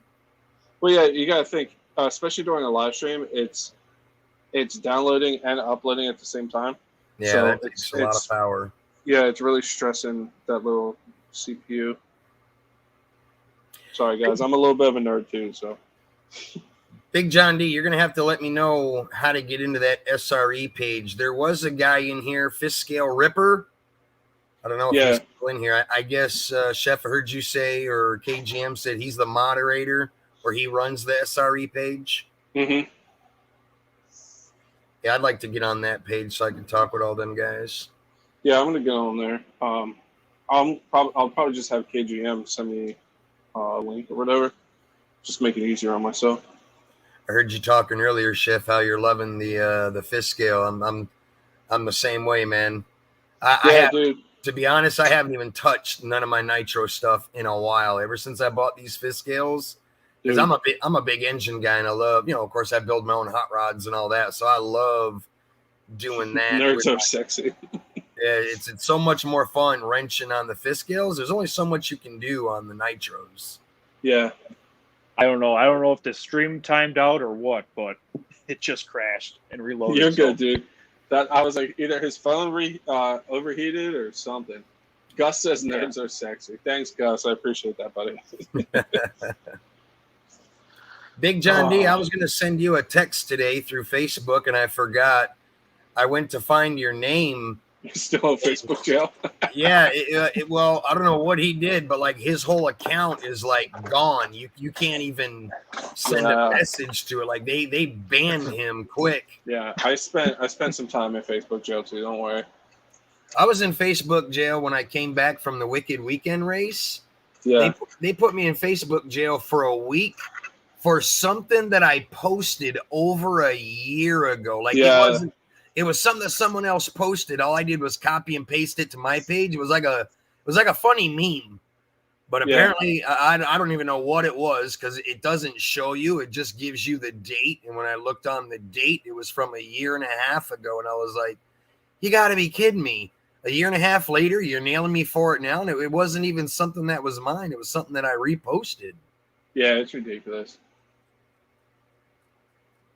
I'm considering selling my J-Dell and possibly something else to get a Fisco. Do it. I recommend it. All right, hold on. I got to remove. You're in here twice, KGM. Give me 1 second. I got to remove you from here. Big John D, that's probably what it did. Anything that you say or share for Biden, that's going to get you banned. That explains it now. Yeah.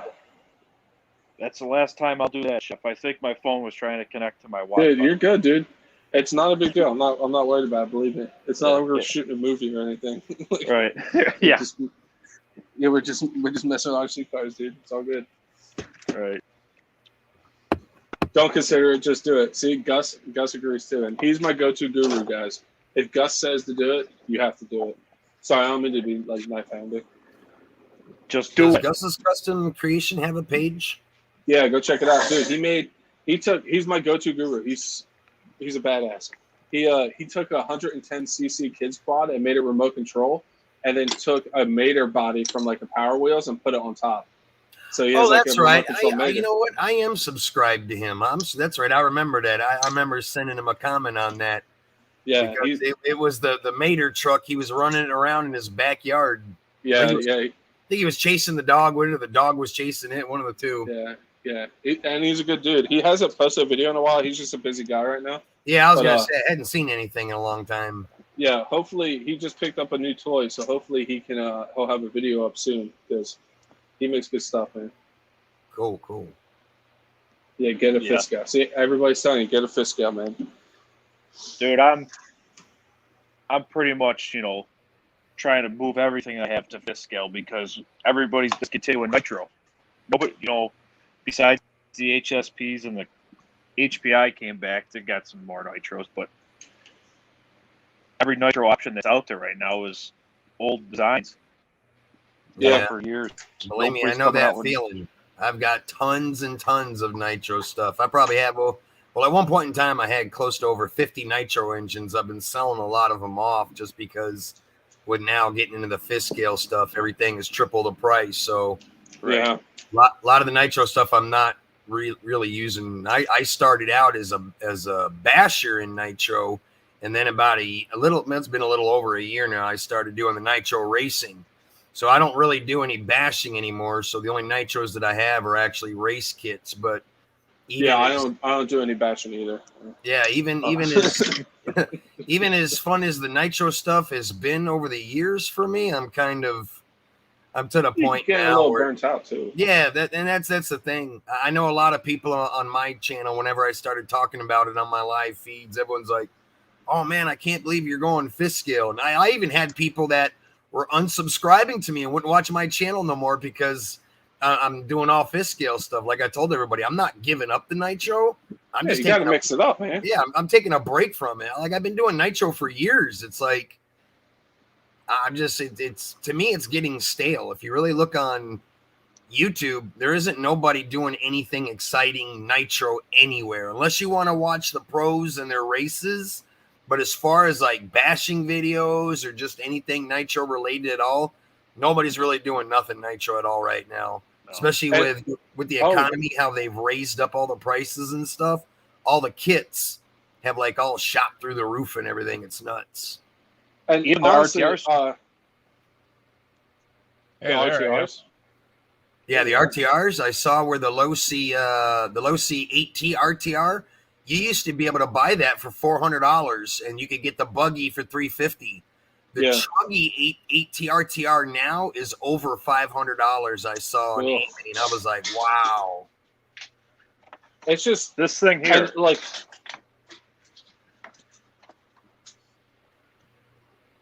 I bought this for $309. This thing's over $400 now. That's stupid. Everything RC, I think what they said, I saw a forum. It's like 30% price increase. Yeah. Nuts. Gus, what's up, buddy? How you doing? Oh, not too bad. Hopefully you can hear me. I can't find my earbuds. You actually sound really well. You actually sound really good. Hear you perfect. Very clear. Yeah. That's good. I found one, but the other one, the cat must have got a hold of or something. That's awesome. So what you get, Gus? What you pick up? Look at that. Brand new, Hopefully man. you can see there. Look how bald those tires are already. Hopefully you can see I'm not pointing at like the table or something. No, yeah, we can see the tire. Wow. What you do, burnouts? No, I was just from ripping around the yard. Really? And, yeah, I did break in. What I do, I run about a tank and a half through it for break in. And then after that, I still wasn't running full throttle for the last run last night. And I was ripping her pretty good. But seeing how much roost I could throw, and kind of ruined the tires a little bit. That's what it's about, man. It's awesome. But you said you were telling me before that you think it's completely worth the price. Oh yeah, I mean, for what you get, you can't beat it. I mean, with shipping and everything else, it was like $500. You can't go wrong. I mean, for how fun the thing is, it's blast. And it's awesome to hear that your son likes it too. Oh yeah, he laughed the first time I let him drive it. Like, he had fun with the X-Max, but this thing, he laughed the whole time. I was like, why are you laughing? He's like, this thing is just crazy. He's like, it's got a motor on it. Yeah, when I started running mine, it definitely gets your heart pumping. It's not like running a nitro or an electric. I think it's the excitement because it, not only the size of them, but the engines are so big in them too. Right. Yeah. I used to race. Yeah, and like for me, I used to race dirt bikes and four-wheelers and stuff. So the sound of it, it brings me back to that too. You know what I mean? I raced motocross for almost 30 years. Believe me, the sound of it, there ain't nothing like a two-stroke. That's what got me so hooked. And then some of them pipes you can get for them are just so loud. If you get out in the field and that sound just starts resonating off trees or dirt berms or whatever, I mean, it's just like obnoxiously loud. Dude, you should have heard this cracking today. At the one side of the pit, there's like trees, and then there's like a house in the back, and then there's the road. As I came ripping around, it went and it hit the power band, just and it like took off. I heard it echo through the woods and hit the house and like go down the street. Like, people had to think there was something crazy going on. It was awesome. The funny thing is, it doesn't sound like a weed eater or a chainsaw. They sound just like cracking the throttle on a dirt bike. When you get into that power band and that thing starts singing, they're loud. They're loud. KGM said he's just going to spectate now. Too poor feed, bro. So I guess you're having trouble with your network. You got to, KGM. You got to run an Ethernet cable out to your shop, man. Run a what's it called? Laptop, man. That's what I do. It's the note on the tune pipe. Yeah, for sure, dude. Definitely. But I told you, Gus, right? I got a new steering setup coming for the Kraken because mine overturned and all that stuff. I knew that was going, but and KGM, did you see earlier? KGM was showing off the engine he's gonna let me borrow. Yep. Yeah. So I'm super pumped. I'm thinking about after a little bit, when probably this winter, I'll tear this thing down, and I'm probably going to go through and port this engine and stuff. It's been a while since I did. I used to build all my own dirt bike engines and stuff, so I do know how to port. So I even dug through my toolbox. I even found all my porting tools and everything from dirt bikes. So I might whirl and That'll be sick, they'll dude. break something. I mean, it's not like a dirt bike engine back then, because I mean, them just a cylinder cost what you can buy one of these engines for. You know what I mean? Yeah. That'll be. Are you gonna film you doing the port? I might. Yeah. As long as it turns out. I think that would be a very interesting video because you really don't. Yeah, see I would love to see it. Yeah, you don't see really. I mean, there's a lot of guys that make videos showing building the engines and all that stuff, but I haven't found one yet where somebody actually goes through the routine to actually show you, you know, porting out the head and all that, or even explaining exactly what you got to do to make it possible. And like what it exactly does. You know what I mean? Yeah. Like nobody goes like, people are like, oh, I ported this or I did this. Nobody goes into depth like, I'm porting it for this. And those guys know because they've been doing it for years, so they know what they're doing. But those of us that are watching might not have any clue. Mm-hmm. Yeah, and a lot of them, they kind of have their own tricks. Like back in the day when I first got into it, I would talk to a lot of the porting guys, and they don't really like to tell you because they kind of do it their own way, and they don't really like to reveal their secrets, I guess. Oh, yeah. They don't really like to tell you because if they put that video out there, then anybody can do it because it's really not that hard. Yeah. That's the big thing, especially for the guys that actually do it and make money off it. Yeah. They don't want to teach others because then if you can do it yourself, then you don't need to pay them to do it for you. Right. Yeah. Because I mean, it is kind of, you know, delicate. You don't want to change your port timing too much this way or that way or how you do it because you can ruin the performance, you know, if you go one way or the other too much. And but it would be cool. Definitely be cool to watch. It's a very specific video though. Like certain people are gonna be like, what is this? But like, certain people like would me love and it. Nitro Freak. Yeah. And other people they would never find it or watch it. You know, it'd probably be like my Mater video where the people who watch it are like, wow, that's freaking awesome. But then you know, I never got very many views on it. Yeah, dude, I bring that up all the time. Your Mater build. I like, go check out Gus. He made a kid. I said it like at least 3 times in this live today. I remember the first time I saw that. I thought that was the greatest thing in the world because I ain't never seen nobody do that. Yeah, that was kind of a bet with my brother because I had a few people that were like, "You can't do that." And I was like, "Well, that's what you just did the wrong thing. You told me I can't." That's awesome though. It came out sick though. Too many people find an excuse or reasons why not to do something than to actually do it and make it happen. And that's the thing. Anything is possible. When I do my live feeds, I get a lot of guys that, you know, bring up a lot of questions. Can this be done? Can that be done? And like I tell them, if you want to spend the time and the money to do it, you can accomplish anything. Whether it's easy to do or not, you know, that's another different story. But I mean, you can do anything, you know, especially with a motor, a chassis, you know, anything in the RC hobby. I mean, it's just one of them things. It's how bad do you want to do it? Right. Yeah. And that's the thing I've always done is I've always been more of a do it myself. I will buy some parts. I mean, if I can buy a part for $20, that's going to take me a couple hours. It's like, $20 for me, a couple hours. I'd rather spend the $20, but you know, something that's going to cost a couple hundred and I can knock it out in an hour. It's like, why the heck am I going to spend a couple $100, you know? Yeah. That's why I really like your videos though. Cause like you are like, I can make that. So I'm going to. That's why like when you told me you got that Baja instead of the one that's already upgraded. Cause you're like, one, I like to work on it and upgrade myself. And some of the parts I can just make myself, which is awesome. You know, that's super cool. But yeah, definitely sick. We have one hater in here. We got one downvote, which is nice. One little thumbs down. I got the same thing. Like a lot of people ask me, you know, when I bought that 5T, they're like, dude, you're buying all that expensive aftermarket stuff for it. It's like, you're going to have so much money and you could just went and bought one. And I'm like, yeah, but that was someone else's build, someone else's dream, you know, or their vision that they had of their fifth scale. I want to do mine the way I want to do it. Not, you know, not how someone else did theirs. Yep.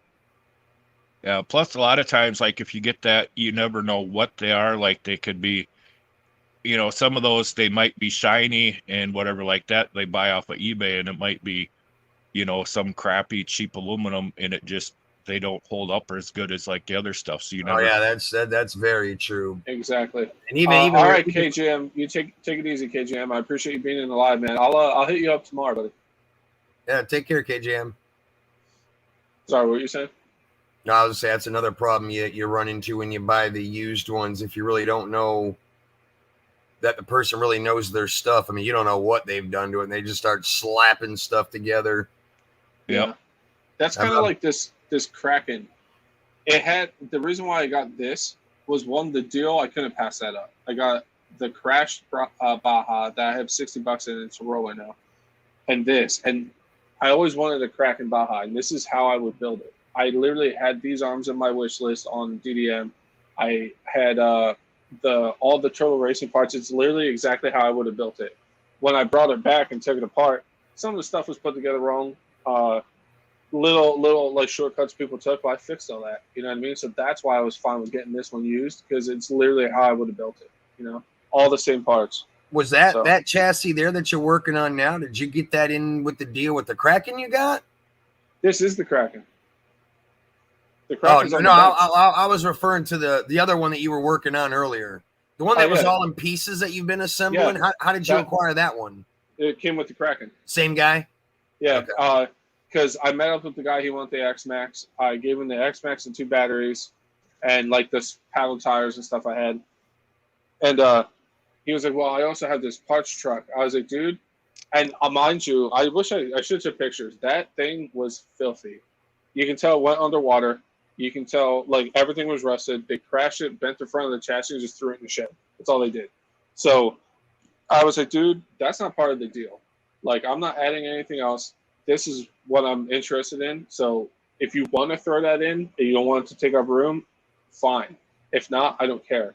And he's like, here, just take it. So he gave me that too. But I'm into that $50 and it's a Roller.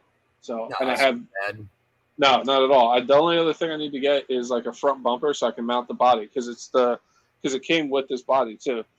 It's the 5SC body. Oh, okay. So it's ready to go. I just need to clean up that engine, and then hopefully she'll crank up.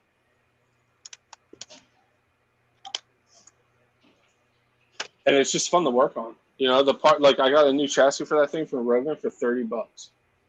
You know, nice. Like, no big deal. Sweet, got internet back. No, I'm not lagging behind. Nice GWT. So how many tanks of fuel do you have through that thing, Gus? Guys, jeez, dude. Did you order? Not quite 2 tanks, somewhere around a tank and a half. Nice. And according to the break-in on what they say to break it in at, and I would say that's about right, because you can usually tell, because when these break in, just like most motors, when they first start to break in, you have to adjust the carb a little bit because they start to gain compression, so you need a little bit more fuel. And it kind of did that like 3 times, and after that, it pretty much stayed the same. So then you can pretty much usually tell when they're broke in. And I'm still gonna kind of take it easy. I ain't gonna run the crap out of it yet, but I would say I'm not afraid to take it out and rip her pretty good now. Get on it, yeah. It's sick. What what was I gonna say? Did you order? Is it raining? Yeah. Did you order outerwears for it yet? Not yet. No, I'm putting together a list. I'm gonna get the outerwears. For sure, I want to get the different air filter set up. The one on these is, I mean, it's fine, but if you get into anything dusty, of course, it's no good. Plus, might as well get the velocity stacked right away. Yeah. And those are what I'm going to get right away. And there's other things too, like I want to get the steering rack and the what do you call them? Bell cranks. Yeah.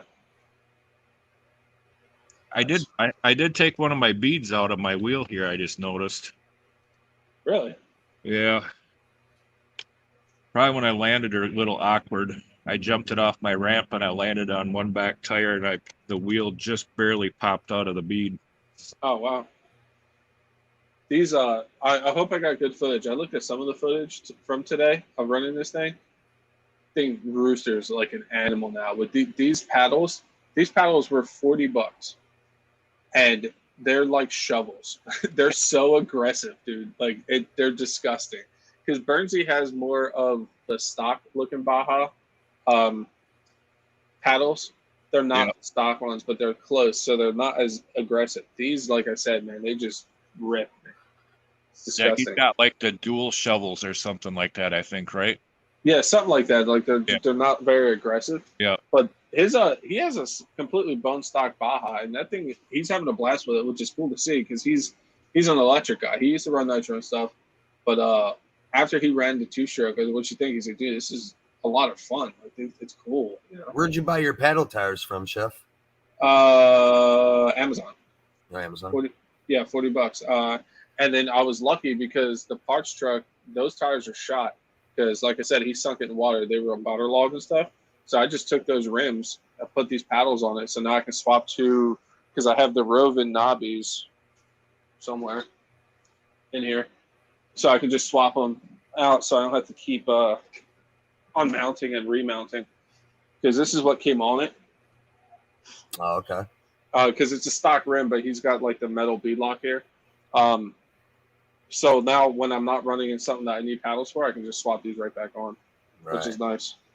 Definitely nice. I need to get a set of tires for the parts truck though, because like I said, these are the fronts here, and they're heavy, man. They are waterlogged for sure, because the backs were they're just disgusting. So the rims are good. I just need rubbers. Yeah, that's the only bad thing about used fifth scales with some people. They'll run them right through the damn ringer, and then when they don't work anymore, they just kind of shelf them in the garage after it stops running or whatever. Usually don't take much to get them back working, but they let them sit for so long it does more damage than not cleaning them up or anything. What's up, Josh? How you doing, buddy? You all are making me want to put my Baja back together. Well, don't. Just send it to me. Like $50. GWT's got some cool stuff. He does the fifth scale, like the circle track race, and those are pretty interesting too. Yeah, they are pretty sick. You ever think you're gonna? We used to do that.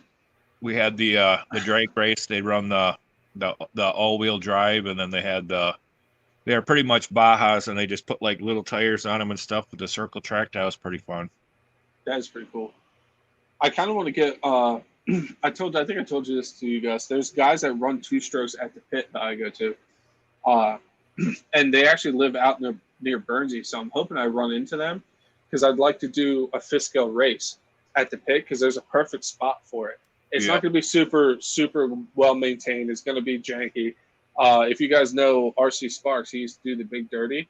I want to do the Dirty Jersey and do that, and just get a bunch of us together and just run RC cars. And do like our little makeshift little two-stroke race. Yeah, I think it should be all right, especially when you consider.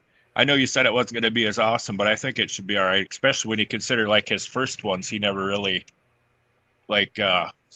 his first track was kind of like one jump, and then the rest of it was kind of like through his yard, and I think there was like one little berm thing, and that was all he really had. Yeah, and because I'm just super lucky that I have a place like the pit, because there's so many options there. Like we can even do like in the back, it has a little bit more of a berm, but it's a bigger jump, so you would actually have to clear the other guy. So there's definitely things we can do there. I just got to meet up with those guys and see if they want to do that, you know? Because the more the merrier, man. Yeah, I wish I could go out there to be doing some of the cliff scaling where you go up on the side like that and throwing roost at them. That's a blast. Oh, speaking of that, I think I got it on video. Sorry, guys. I was doing that. I was like, wow, with this. And all of a sudden I went, boom, and stopped and stalled. And then I seen the tire sideways. I was like, oh, no. I walked over to it. There was a huge rock in the side of that hill that I didn't see because it was coming like kind of towards me at an angle, and it was far away. and it just stopped it dead. That's when the first ball end got pulled out. But that was the only thing that happened is I pulled the ball end out, I popped it back in and kept going. But like, dude, it was like a rock like this just randomly in that pit. Yep. I really want to get an angle of that one side of the pit and come up the hill so you can see it halfway with the rooster coming off and then be at the top and have it arc over the top and like clear it. Because I think with these tires for sure it can definitely push it up that hill no problem because it was doing it with these knobby tires. So GW2, what's wrong with your Baja, dude? Why is it not together? Nitro, have you ran anything recently? I ran the Baja Max T the other day. I only got about 5 minutes runtime out of it. I learned real quick that you cannot run them things full throttle and hit a jump and send them to the moon without breaking stuff. See, that's got the 45cc engine in it, so it's not like crazy on top end, but it's got a lot of bottom end. A lot of grunt. And we got an old closed down golf course. It used to be a country club and a golf course. Well, the country club burnt down, but of course the golf course is still there. So the city still maintains it and turned it into a walk-in park for people to go walk their dogs and all that stuff, but still has all the dust bowls and the sand traps. So back before COVID, I used to take my nitros out there and run them, and I forgot all about that place. And then I was thinking, I was like, man, where can I go run this over the weekend? So then I thought of that place. I went down there, got it fired up, started it up, and I'm running it up and down the golf course, just loving the rooster tails that it's throwing. And then I take it a little bit more deeper into the golf course, and I found a huge dust bowl with some really big hills to climb. So I kind of was a little bit over judging it, and I dropped into that dust bowl a little over half throttle, man. I'm climbing that hill, and when it hit that lip, boy, it just shot about 7-8 feet in the air. And you know, these Fiskales, they're not very well balanced, and with the Max T being a two-wheel drive, when it flew through the air, it started nosing over. So when it landed, it nosedived and it barrel rolled about 5-6 times. Well, I think I had to have still been on the throttle, not realizing it. It landed on all four wheels. And when I get over there, I'm hitting the throttle and it's not going anywhere. So I wasn't sure if I sheared off the lay shaft, the spur gear stripped or whatever. And long story short, I get it home and all the pins on the drive axles sheared them right off. And I was like, oh my God. I mean, and this thing has some thick, meaty, heavy duty axles. Oh, yeah. I can't believe it sheared the pins off at the end of the drive axles.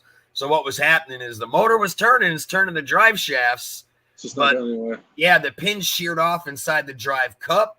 So everything's turning, but it wasn't turning the wheels. So it was about a 10-minute fix. I pulled the drive axles out, got a center punch, drove the broken pins out, threw new ones in, tested it out in front of the house, and it's good. So I was trying to hopefully maybe tomorrow, because since I've had the Fiskales, I haven't really got to do any maiden voyage run videos yet. So yeah, I was hoping to tomorrow, but now they're calling for scattered thunderstorms throughout the day. But if it don't rain, I'm going to go back out to that sand pit, and I'm going to get a lot of footage. Nice. Bernsey, your Baja would have broken in half, dude. That stock Baja hit that rock. Oh, come on, dude. You know as well as I do. And by the way, what's the reason why your Baja kept running today? It's because Chef Beardsley had spare parts with him. Yeah, that's it. Right, yeah. And I brought you a gear. I had a spare axle for your crate, for your Creighton. Damn, dude. It must be nice to have a good friend like that just to give you the parts that you need. Sorry, guys. Me and Bernsey just bust each other's balls all the time. Always messing with each other. There's a channel called Fiskale Dirt Oval at videos you may want to check out. Is Brad Hill. Check out Brad Hill Tires. Chris Wall speaks on shots. Use it as a parts car for the oval car. In the last couple of months, I started ordering parts to put her back together. Oh, okay. All right. That's pretty sick, dude. There you go, GWT. You need to get it back together, get her running again. You're robbing Peter to pay Paul for your oval cars. Oh, Bernsey, I can prove it. Another thing we could do at the pit, too, which is sweet. we could do dirt drag racing, because the one side of the pit is like a straight shot of dirt, and it's pretty flat, like it's pretty smooth. So getting some Bajas or whatever on some 2-strokes and just doing dirt rips straight would be pretty sick. Because I'm not much of a street guy, but a dirt drag car would be sick.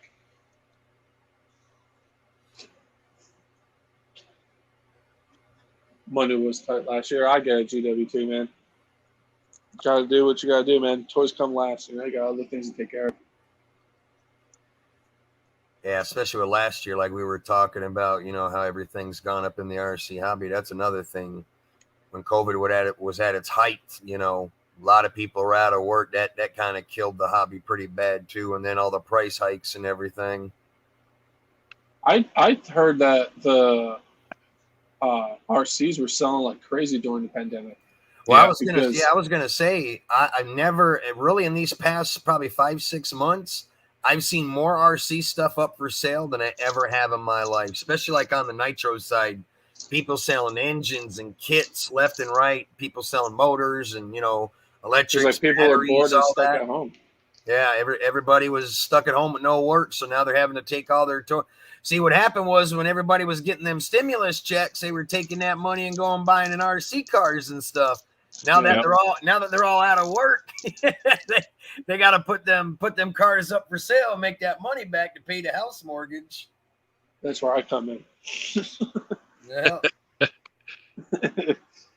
But I'm actually, at first when I seen this light and chassis from Rovin, I was kind of nervous about it. But the more I run it, the more I'm not nervous about this chassis. Because the whole bottom of this chassis is open. Like, it has supports, obviously. Yeah. But on the bottom, like, you can see all the components inside.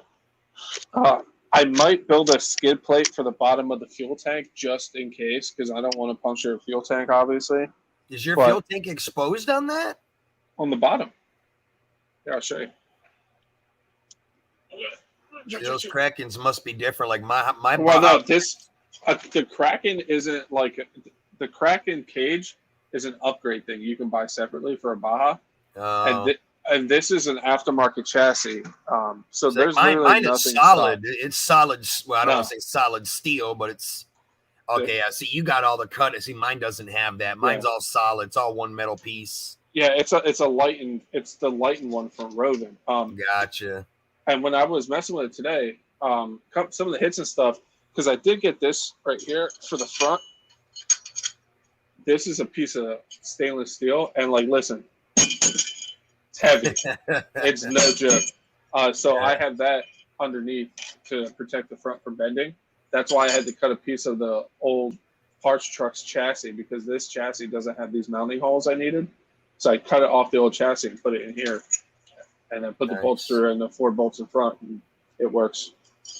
But so far, so good, because I got the solid one from Rovin for the parts truck, and that's pretty good. I also seen a couple other companies that make upgraded chassis if I ever need one for this. But so far, so good. Obviously, I haven't sent it like I normally do, but we will, and we'll see how it holds up. Yeah, I was looking on Rovin the other day. I was thinking about buying. They got a nice all chrome chassis. And I was like, man, that thing would look pretty on my Max T with all the aluminum that it has on it. But then I started thinking about it, boy, that thing's going to get scratched up, beat up. That chrome on that chassis won't stay pretty long. So I opted out of that. Yeah, I don't blame you. The only thing I wish this pipe wasn't a raw pipe. I wish it was like coated or something, because like obviously I'll clean it and I oil it, but I just don't. I wish it was coated or powder coated. They do rust pretty fast. My Max T already is starting to get small rust spots, and that was just as quick as it was looking perfect. And then I had it outside one day, had it up on the stand, and it started sprinkling very, very lightly. A little couple of water drops hit the pipe, and I must have not have noticed it and didn't wipe it off real quick. Left it overnight. Come out the next morning and started seeing rust dabs all over the pipe. So what I did is just took a light brush, brushed off the the flash rust, I guess you would call it. And then I just take some 3-in-1 oil, soak a rag in it, and just wipe the pipe down. Well, then run it for a few minutes, and the rust stays away. Well, when I got this whole thing was surface rust. It was basically brown. I just used Scotch-Brite, got it all off, and shined it up really nice. And I literally just took my 2-stroke oil on a rag, wiped it, let it heat up, let it bake in. Yeah. That's all I did. The problem is you pretty much got to do that every time you run it, because once you start running Scotch-Brite on them and bringing up that bare metal to the surface, any little bit of moisture hits it, you're going to start seeing flash rust. Yeah, I had to, though, because like I said, the whole thing was surface rust. I had to scrape it up. Mets RC, what's up, buddy? How you doing? Everyone, don't forget to smash that like button. Thanks, Mets. I appreciate that, buddy. Mets, have you ran your Red Cat Rampage? Some people were talking trash about that in one of my lives the other day. They're like, that's not that good. I was like, I don't know. Mike Metz swears by it. And someone else swears by that truck, too. Steel City.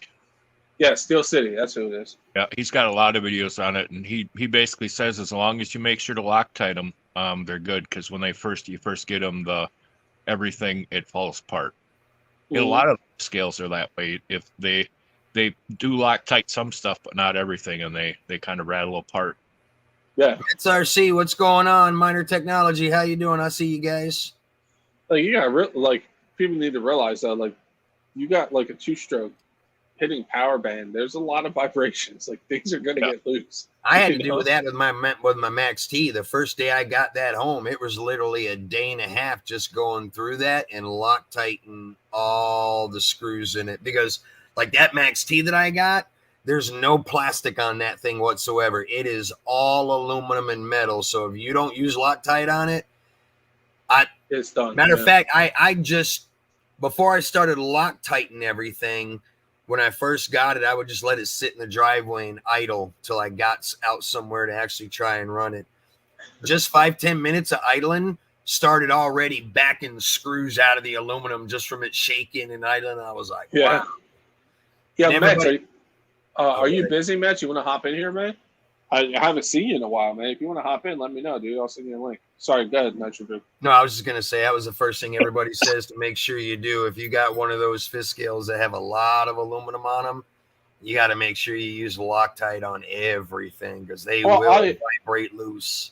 I even do that on my electrics, though. Like, I have some aluminum parts on my Outcast and stuff, and it's like, obviously, I don't mean it's like common sense. But if you're mechanically inclined, it's common sense. You know, if you're a newbie, not so much. You know, like, I'm not making fun of anybody that didn't know that. But, like, people that have worked with stuff before, it's kind of like, oh, I need to Loctite. Yeah, I do the same with my nitro kits, because, like, some of the very first things I do when I buy the race kits, I go to all the aluminum hubs and I put the aluminum braces on them and all that. So, of course, you got to Loctite all that stuff, because they don't give you any kind of screw that goes through the chassis and then with like a nylon locking nut on the end. It's just the screw goes straight, threaded into the aluminum. So if you don't Loctite it, it's gonna, vibrate its way out. Oh yeah, for sure. Gus, are you ever thinking about putting a bigger engine in that thing one day? Oh yeah, probably. Yeah, did you even think about it? Oh yeah, yep. I said the same thing. I bought that brand new 5T. I haven't even ran the stock 32cc in it. I take that back. I broke it in, but that's it. And I'm already getting ready to put a modified engine in. It's like, I'm going to take that 32cc and probably send it over to Wade at SRE Customs and have him mod it. What would you do, Gus? I might pick up another one of these, and I might kind of leave this one the way it is, and then kind of that way I have a comparison. You know what I mean? It's a good idea. Because I'm just sitting here looking at these tires. My tires are literally half gone already, and I only got a tank and a half of fuel through it. They probably have a really soft rubber compound on them out of the factory. They are pretty soft. See you, Josh.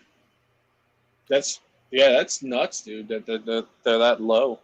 Now, Gus, that one that you got, has that got the 29cc in it or the 30? 30 and a half. 30.5? Okay. Yep. I'm curious to see that thing run, because this Kraken has a 30.5 in it, and this is obviously heavy. It's all aluminum and stuff. So I'm curious to see what compared to yours how it runs. Is yours wheelie at all? It needs a little better tune. Like I told you, I was having some weird things with the when it was doing well, you can see the front end starting to want to come up. But then when I would go to tweak it a little bit, that's when I would lose it completely. Like I would literally touch the screw and it would like completely be off. So that's why I have a new carb coming. It's probably gunked up and stuff, but I was like, I'm just going to replace the carb. Just get rid of it. I was about to say that one that Gus has, I've seen a few people that got videos on him. His wheelie's pretty good. Yeah. Oh, yeah. If I drive on the blacktop, it wheelies pretty good. Towards evening, the last time I ran it, the dew was starting to set in, and I'm going to guarantee you that's probably where the tires went, because I might have whipped a few shitty or donuts. You can say whipping a few donuts shitties, on the blacktop. Yeah. You get them fifth scales out on the blacktop, boy. That concrete will shoot tires up quick. Yeah, they're fun though, dude. Like that, I hit the DBXL out back on the asphalt, dude, and like you hit the brake and cut it, and it just like drift around and just like awesome donuts and stuff. What's up, Phantom? How you doing, buddy? But yeah, no, they're definitely sick. That's why, like, if I had a place where I could run on road fifth scale, I would probably get an on-road fifth scale, 2-stroke, because that'd be sick. Something that big, just ripping around like a parking lot and stuff. They got a couple of guys that do that here where I live. They go into our mall parking lot after the mall closes, because like it closes early on a Sunday, like at 5 o'clock. So around 6 o'clock, when there's still 2 hours of daylight, there's about 2-3 guys that got the they look like the rally car bodies on them. And them things are sick, man. They get them things going full throttle, and they just start drifting in circles, and you can literally see smoke rolling off the damn tires as they're drifting. It's insane to see it. Yeah, it's definitely cool, man. The rally car in general is cool. Like Roman makes a rally car. Yeah. And there's that spot at the pit I was talking about for the fifth scale race. Would be sick with a fifth scale rally there too. But I need a bigger shed, guys. I'm running out of space real quick. You have to build another shed just to store them all in.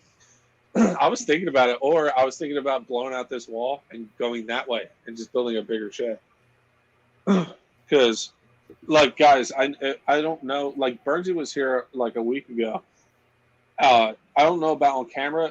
Bernsey walked in here and goes, wow, this is way smaller than it looks on camera. Like, I'm not complaining. I know some people work on their kitchen table, but it's filling up, especially with these behemoths. Miner, I seen you were asking me to say ask Nitro what time and stuff, because I might go one day. That's right. I forgot you live near me. They do it right there around like 5:30, 6 o'clock at the Cross Creek Mall, right off of Skybow Road. Sometimes they'll go into the over on the Sears parking lot side where they have the Staples parking lot. They'll do it out there as well. A lot of the guys do the electric drag races too on weekends. They set up the full drag race tree, and you'll see all the electric guys out there doing the no prep drag racing. Miner said, "What's up, Gus?" Said hi. Who did? Miner Technology.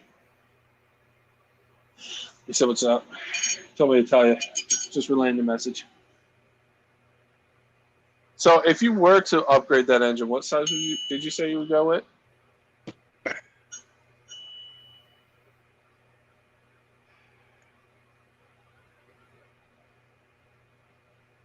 Hard to say.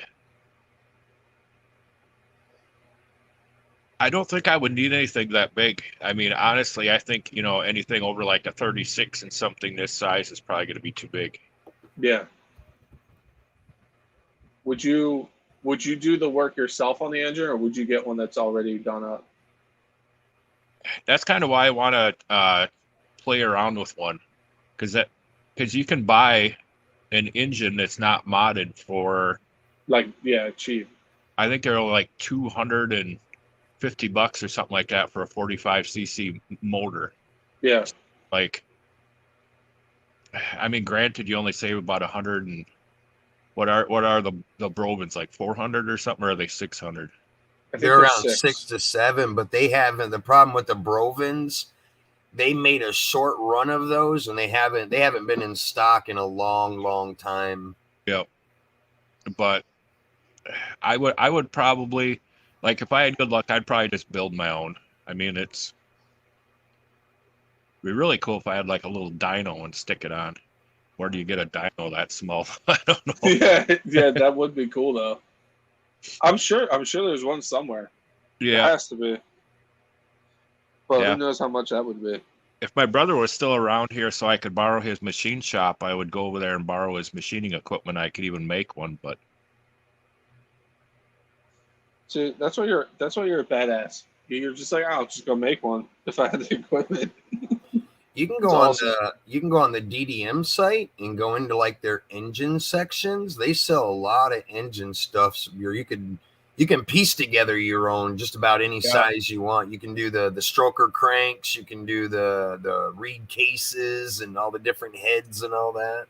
Yeah, and they sell like I was even thinking of that too, possibly, because it would even be pretty cheap because you can just buy the head, the piston. It's already pre-ported with the piston and everything, and then all you would need, well, I guess you'd probably be better off to buy the better rod right away just to make sure.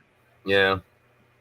The good thing about it is the price. I was looking at the price. As a matter of fact, I was on there earlier today looking at them, and I was actually kind of shocked. I thought, a lot of that engine stuff would be pretty up there in price, but it's not. I mean, you can couple $100, you can build yourself a nice, snappy little engine.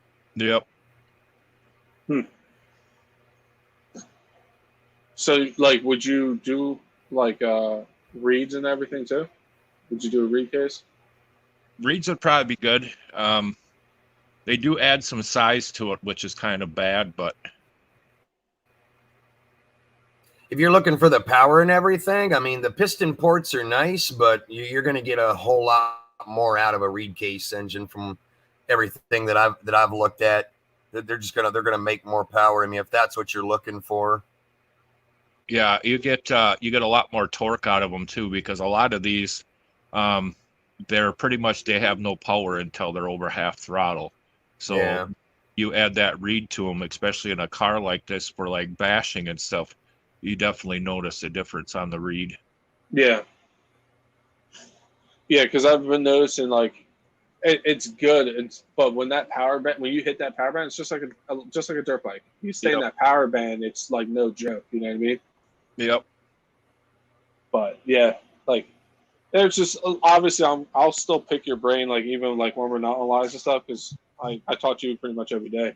But it's just stuff like I always say I'm not an expert or anything, so like that's why I surround myself with people like you guys, because you guys are more knowledgeable than me with this stuff. Like I know my basics, you know what I mean? But when it comes to all that, like I'd like to know pros and cons to each thing.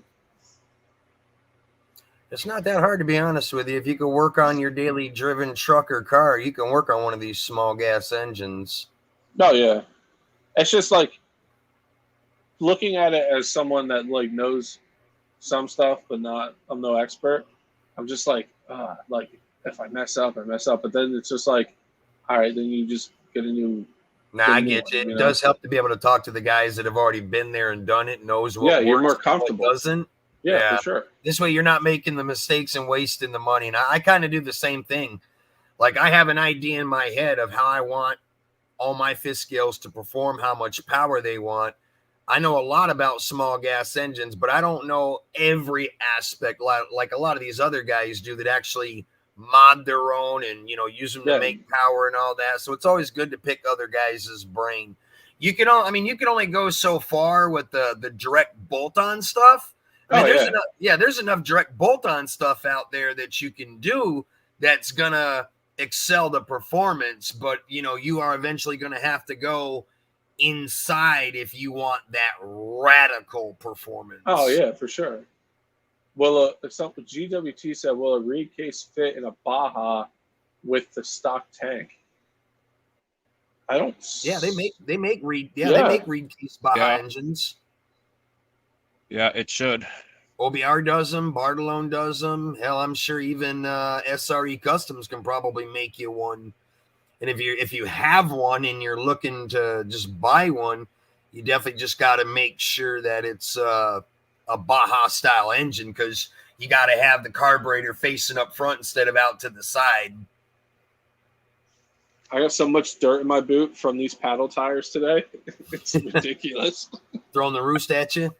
Dude, I was trying to get a cool angle. Like, I wanted to be like, wah, and like get the shot, you know what I mean? So I was like, well, I'm just going to sacrifice my socks today to the dirt. I did that with the Max T. I got it in a gravel driveway. Yeah. And started horsing on it, man. When it started throwing the roost of the rocks, man, I was hitting myself in the face with pebbles. It was like being shot with a damn pellet gun. I was like, we ain't doing that no more. You can kind of see all the dirt fall out of my boot. It's nuts. It was fun though, until I figure out it like cutting out like it was. And I talked to KGM too while I was there, and there was no leaks or nothing. Everything was snug. It's just like I said, it's either gunked up or just on its way out. I don't know. Yeah, that one, like we were saying, should have that accelerator pump in there, and that's what it sounds like isn't working. Yeah. Because when you get on it, it should give it a squirt with the accelerator pump, and when it's not, it's going bolt, bolt, bolt, just like on a full-size car. And then you got to kind of feather it to get past. Once you get up the RPM, then she'll actually suck the fuel through. Yeah, that's exactly what it was doing. I'm sure these guys could probably agree. If you go on DDM, they have the Walbro 990 you can get that has the throttle blade bearing mod for them. That's why I have coming. Yeah, which is a really good carb. That's what if you watch my video, I did the unboxing. That's what I got for the 5T. Yeah, that's the one I have coming for this. Yeah, I think that thing was only like $65. Wasn't that bad? I was talking to KGM. I almost went with the 1107. Yeah, 1107. But I was talking to Gus, and I was doing some more research and stuff, and I was like, I'm gonna go with the 990.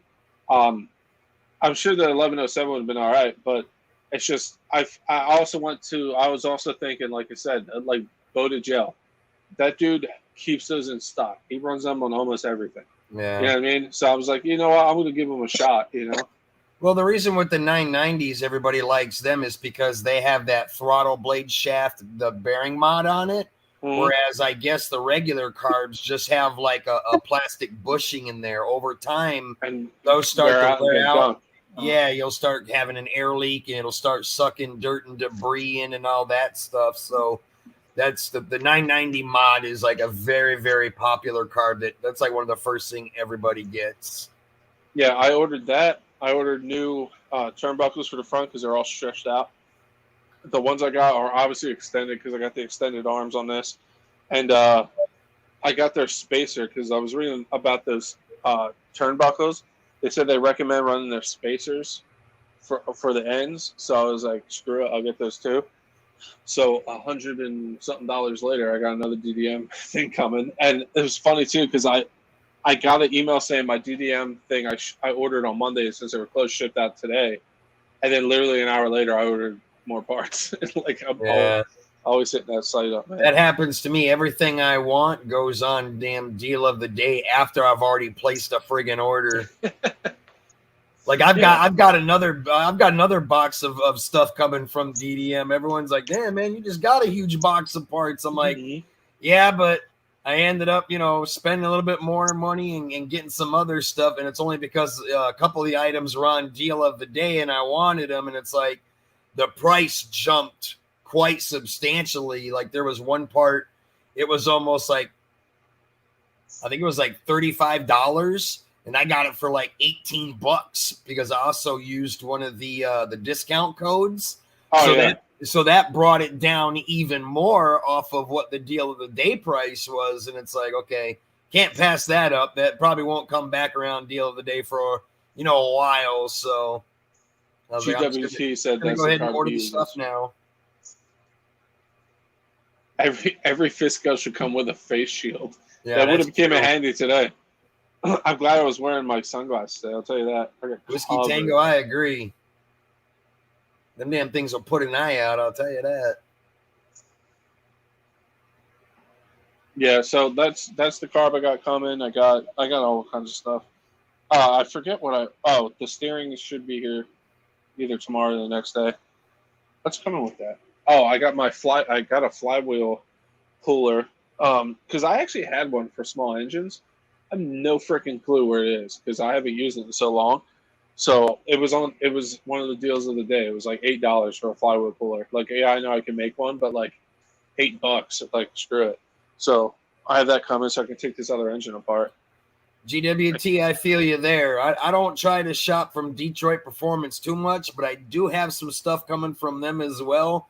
That's big price difference between Detroit Performance and DDM. Mainly because Detroit Performance sells all that high-end RC Max stuff, or I should say RC Taylor. Yeah, I was on there the other day. Yeah, they got all that high-end stuff, boy. It's like... Yeah, but I don't need all that super crazy high-end stuff. And honestly, like, Turtle Racing is fine for me. Yeah, that's what I did. I did a lot of the Turtle Racing braces and all that. I mean, you could either get the Turtle Racing braces or you can get the RC Max. I mean, to me, it's the same thing. You know, a lot of guys will say, well, no, it's not. You know, to me, it's the same. Aluminum is aluminum, whether the only difference is where you got the 775, which is, going to be a little bit more thicker, but really most of us are not taking these big ass things and sending them to the moon and crashing them down to the earth where you got to have like steel braces and stuff, unless you're Chef. But my idea is to bash with them, but like I'll probably use the Baja Max T as a basher more or less. And then the 5T, I'm going to try to race it here and there whenever the fifth scale races come around here. Now, I mean, it's not to say, anybody that knows me, even like with my nitros, I don't baby my stuff. The Max T, the first run out, the first day I get it since I've owned it, the very first time I got to run it, I was all excited to go out and run it. I broke it in the first 5 minutes. There's nothing worse. Yeah, there's nothing worse than like spending a whole day preparing, going out, buying the oil, the race fuel, loading up your truck and everything. And I get out there and I get to run it for 5 minutes. And when it does break, it's literally half a football field away from me. So I got to do the walk of shame, dragging it back to the truck, loading it up and coming home. I do that. I do it. Dude, there's been times I go, and the pit I go to is like a half hour for me.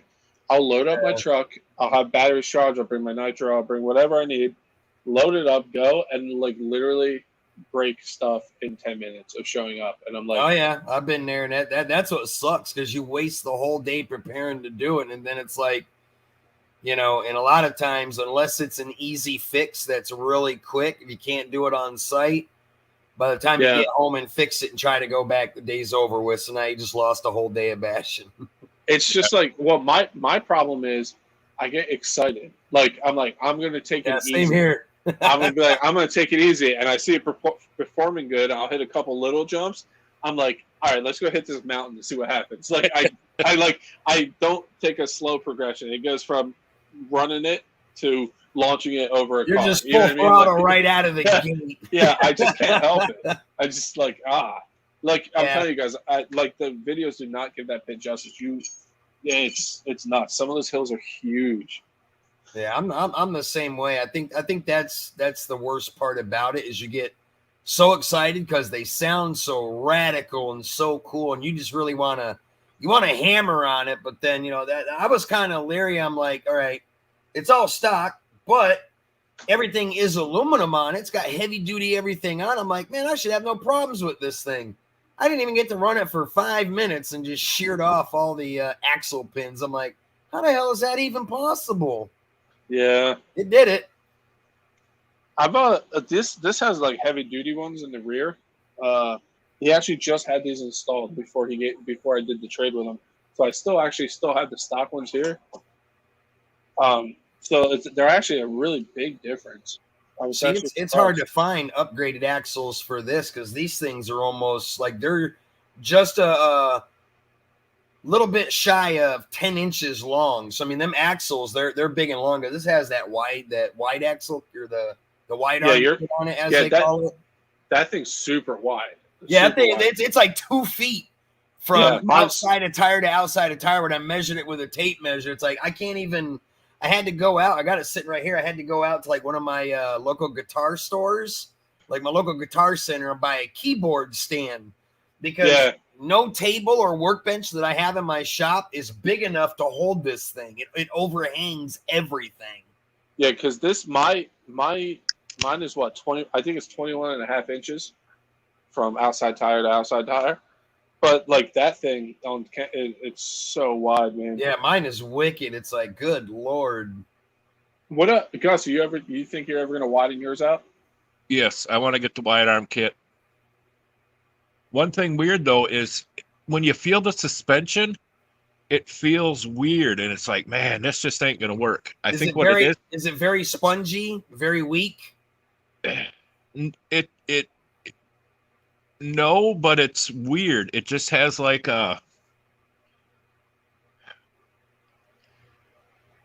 it's like the springs feel too stiff, but then the rebound is kind of weird. It's not like an A scale. Like I'm used to setting up like the A scale, and this just feels weird. But then when I drove it, it was like, it's perfect. I mean, it would go over all the rough stuff like better than probably anything I have. It doesn't like pogo and kind of, Yeah.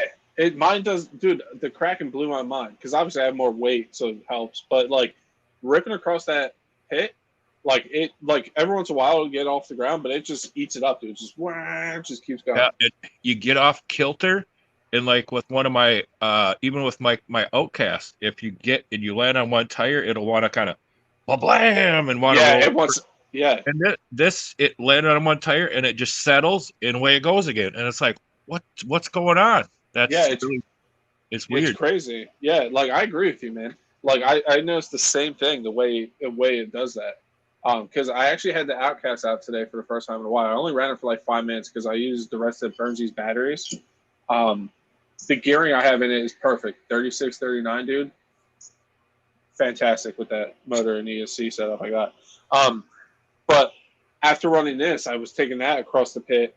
And like you see, like you said, it just like slaps back and forth and stuff. Like it's crazy how these things actually handle. It's cool, man. You gonna run it in the snow?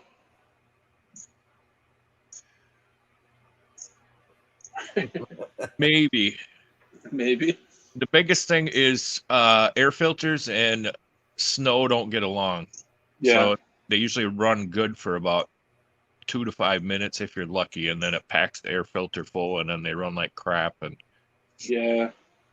we'll see. Taz, welcome back, man.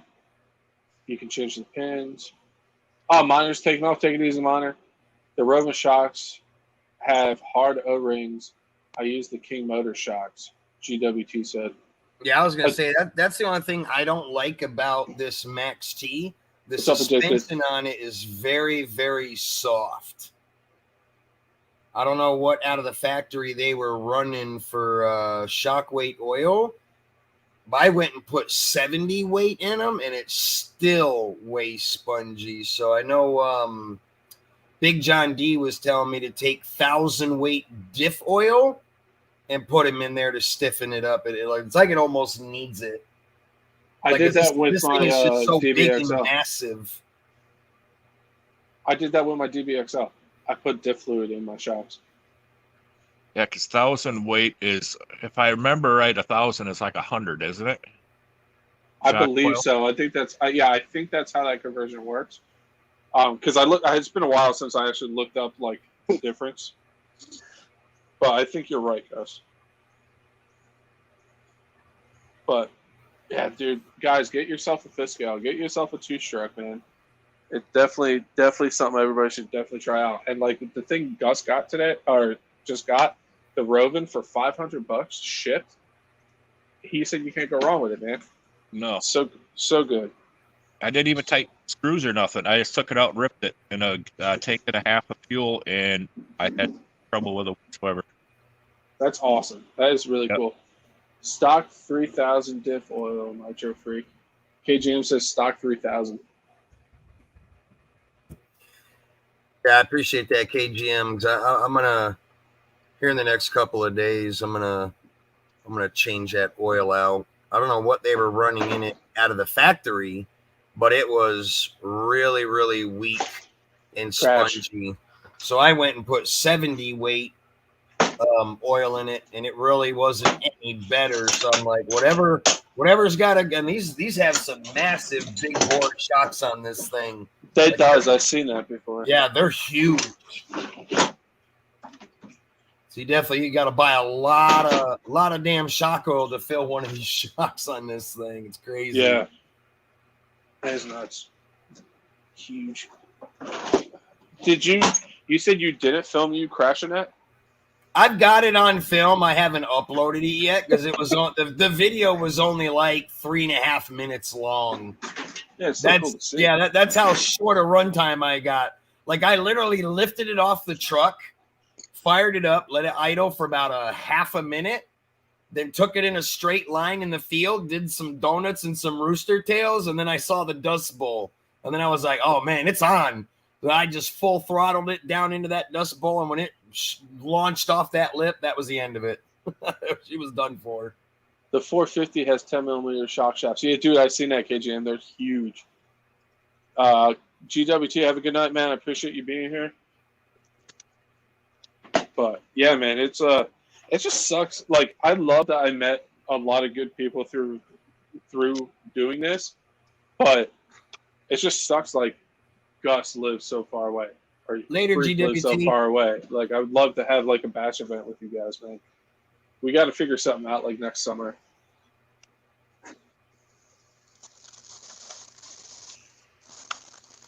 Yeah, it would definitely be nice if a bunch of us could meet up one summer and just get together and just do one crazy bash session. Yeah, dude. I'll make a custom ramp and call it the BFR. There you go. And just take it out, man. That's like me where I live. Nobody really does. Nobody sure to hell does fifth scale. Nobody really does. Like couple, I could count on one hand how many guys have nitros, but most everybody around here all of a sudden fell into that fad of doing the no prep drag race and all electrics. Dude, my buddy addicted to RC was talking about getting a drag car, and don't get me wrong, I think they're awesome. I said, dude, not for me, but get it. That'd be badass to see. But for me, the drag cars are cool for sure, but I don't know if I just want something that's just dedicated to going straight. Yeah, and that's kind of how I felt because like that infraction that I got, yeah. I ran that thing one time and then got bored with it. Like I thought doing the whole speed run thing, was going to be great and all that, but I don't know, it wasn't for me. I like my infraction because it's not so much just for going straight. I like the e-brake. I like trying to drift it. I still have fun with mine, but I know what you're saying.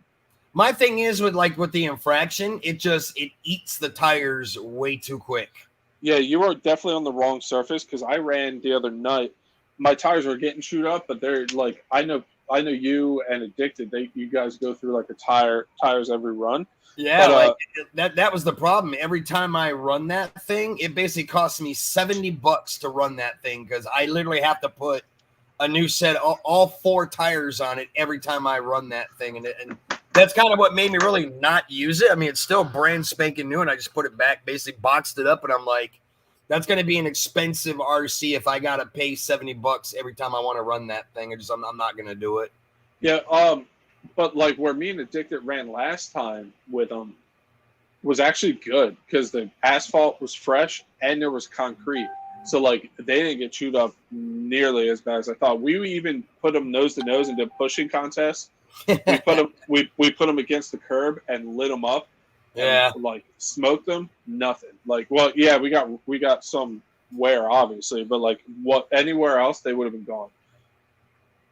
So we just found a good spot, which is nice. Mine wore out so fast it wasn't even funny. Like literally, the batteries hadn't even died yet, and the tires were already gone on the first battery charge. I was like, wow. Yeah, that's insane. I was like, yeah, that's a bit much. It's like it's fun, but Addicted, you're getting a drag car for sure. Like I said, dude, more power to you. I want to come see it because you said in your neighborhood you got really good asphalt for it. So, hell yeah, I want to see it. those two-stroke ones, two-stroke drag cars are real big in New York. They don't do it too far from me, probably like an hour or so. And Foundry RC, Boda Gel, they all go there. Foundry RC told me to come out and check it out the one time, but I had to work on the weekend. But that would be cool just to go see, because some of those boys, man, they're running dual engines. They're running freaking, they're just insane, dude. So loud. The road surface is the biggest thing with infraction. Yeah, for sure, dude. Halfway meetup, dude, I'm down.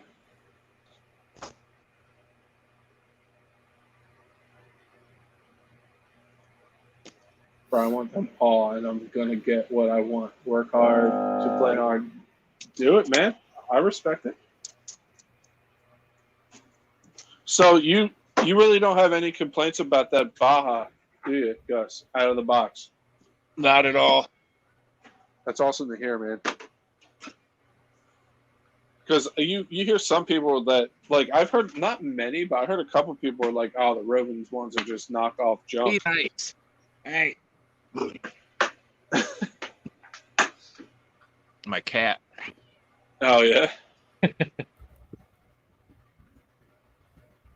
Be nice. I love your videos are awesome in the winter too, with your dog chasing RCs in the snow. Yeah. Yeah, they loves it. KGM wants to rip the pit, dude. Come out to the pit, dude. We'll talk in a on Facebook, because I don't want you to obviously divulge where you live and stuff. But we'll talk in the messages and see how far it really is for you to come out here, and we can get you to the pit, dude. If you're willing to take the drive, we'll make a day of it. I'll bring a pop up canopy. We'll bring a grill. We'll bring a couple coolers, and we'll have a good time. And who knows, maybe Chef will even let you sleep on the couch. Maybe. or the truck. No, dude. Or maybe the driveway. Yeah. Or I have a big tent we can set up in the yard. Yeah, bring a tent. Yeah, gotcha. Or we can make Addicted bring his camper, and we can all just crash at the pit in this camper. There you go. Then you can there you go. Coolers. Yeah, exactly. multiple coolers. Addicted said he'll bring his RV. Perfect. We'll just have to park the RV like behind the hill at night, so like if the cops roll through, they're not like, what's going on here? Well, Chef, I appreciate you letting me hop on here, buddy. I'm gonna hop off here for a little bit. I'll probably still be watching in the background. All right, Freak. I appreciate you being here, buddy. It was good talking to you, man. Yeah, I always like to come in and say hello. I just noticed that with the StreamYard running, it's really lagging down my computer, and the screen keeps locking up. Starting to hurt. Yeah. So I'll still be in here BSing with y'all. I'm just going to sign out of the video and the chat so that my computer doesn't lag down so much. All right, buddy. All right. Man, dude. Wow. Lightning. Would you really? Yeah. Are you? Would you get in trouble if you started your two-stroke right now? She's not here. Oh, dude up. I want to hear it stop.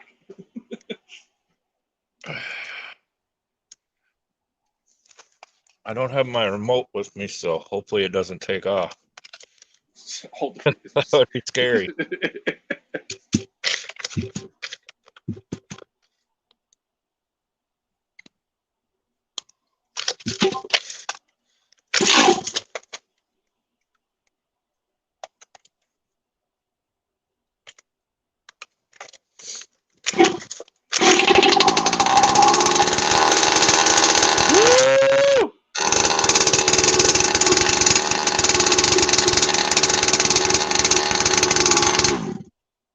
Not bad. Sounds pretty good. Yeah, it does. Addicted. That was Baja. You want to show the stream again, Gus? He got Gus got a Roven Baja, brand new, man, $500 shipped. Super. He says it's super clean, well built. Like he says, completely worth the price. Like a no-brainer. That's a good deal. Awesome. There you go, Addicted. Get you one. Join us. I might have to move in the freaking house or in the garage. Is it raining hard or? It wasn't before, but the clouds just came in and it's just started lightning. Oof. But honestly, I think I'm gonna end it soon anyway. Yeah, Okay. I'm almost live for 3 hours. Yeah. We gotta do a live with me and you, and we'll get ranking and shooting and talking and stuff some more. It's good to see you on the live though, for sure. Yeah. It'd be easier if it was on like a Friday or a Saturday. So that way I don't have to try to get in after work, because I pretty much had to run and get over here. Yeah, we can do that. We'll definitely do it on like a Friday or Saturday. I'll get some more teas and we'll hang out. Yeah. Maybe we'll get Addicted in here or Burnsy. We'll get KGM in here again. KGM, you're still here. I'm glad you were able to join the live today, KGM. It was nice talking to you. For sure. You definitely know your stuff too, which is nice. Someone else smart to help me out.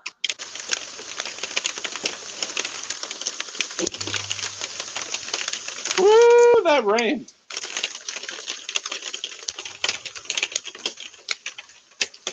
See you later, Big John. Wait until you see this nasty bugger I'm editing. Dude, I can't wait.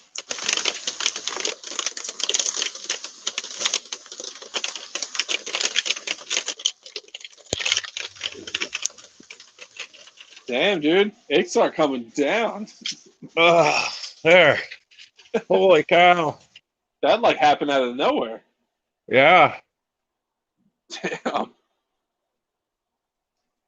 There's like blue sky right behind it, so I don't think it's going to last long. But at first I was like, it's just going to be another little one, but no. It's just like, nope, opened up. Oh, are you, is it hail? No, it's just raining that hard. Like they're huge drops. Ooh, those suck when you're on a motorcycle. I've been caught in the rain on my motorcycle a few times, but those big drops when you're riding, dude, they hurt. Dude, yeah, it's like you're getting hit with golf balls. That's like when you hit a bumblebee. Yeah, I got hit in the chest with one, like straight, like boom. I was like, Jesus, was I shot? What happened? I looked bruised for like a week. Yeah, I hit a what do you call it? A June bug right in my cheekbone here. It looked like I got shot with a paintball gun. I had a big old bruise on my cheek for about a week and a half. Damn, dude. They hurt in the t-shirt. Yeah. Yeah, KJ, I'm excited to see this edit you're working on. Is it going to be done today? Or up tonight, I should say?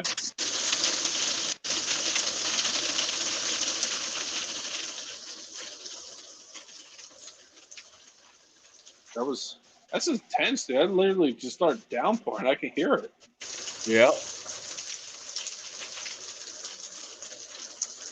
Looks like it's going to stop now, though. I see blue sky coming in. It's crazy. So, Dick, are you going to get a two-stroke? I know you said they're not for you, but everybody's starting to hop on the bandwagon, man. Got to try to convert you. Two-strokes are so easy. Like, people get scared of, like, nitros. And because nitros, I will say, nitros are finicky. If you are not an engine guy, they're a little bit, they can be a pain in the butt. But two-strokes, I mean, if you can start a lawnmower or a weed eater, you can run a two-stroke. Yeah. They're easy. I agree. And like I said, if I can figure it out and do it, anybody can do it. I mean, granted, you still have to tune it, but it's nowhere near like what a nitro is. A nitro is they take, you got to run your glow plug igniter and special fuel and. Yeah. And like they're way more affected by the elements, like weather-wise. Yep. Yeah, you got to tune it. Yeah, like you can't run it one day and then run it the next day and it runs fine. You have to tune it every single time you drive it, pretty much. Yeah. For sure. I can't wait to get this back together now. I just want to. Every time I came out to the shed or like came out to like cut my grass, I'd come into the shed and I'd see the parts Baja. I'm like, yeah, I'm not going to cut my grass. I'm going to work on this thing. And then I'd just be in the shed for 5 hours messing with this stuff. I did finally cut my grass, but. Is that mowing a hayfield again? Dude, you have no idea. Dude, I would have been better off using a sickle to cut it. Like, it was some of it was past my knee. Yeah. So I was like, I gotta do this. 20 minutes long, maybe by midnight. Not bad. Wait, I'm not worried about tuning or anything. I'm a motorhead. I've built my own turbo motors. I just love the instant gratification of electric. It spoiled me. So it turns you lazy.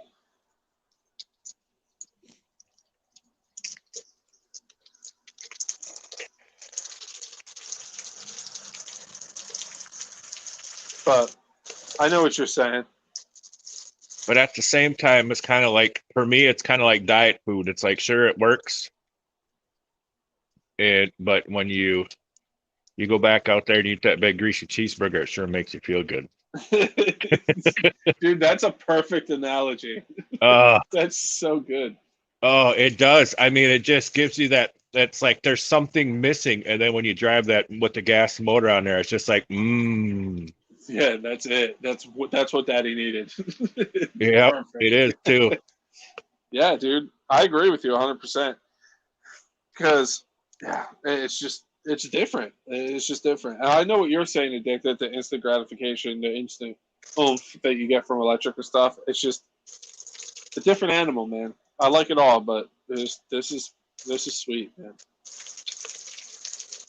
Yeah, it's just I don't know if it's the inner kid in me or if it's the inner redneck in me or what it is, but that engine sound, and like my kid, he doesn't even know, and he drove it and he heard the engine sound and he's just like, oh, whoa, yeah, exactly. Dude, I get like that every time this starts.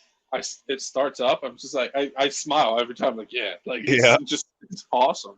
Yeah, my kid even got it, and he doesn't even know. He's 14. He's never had one before, and he's just like, wow. This is sweet. Yeah.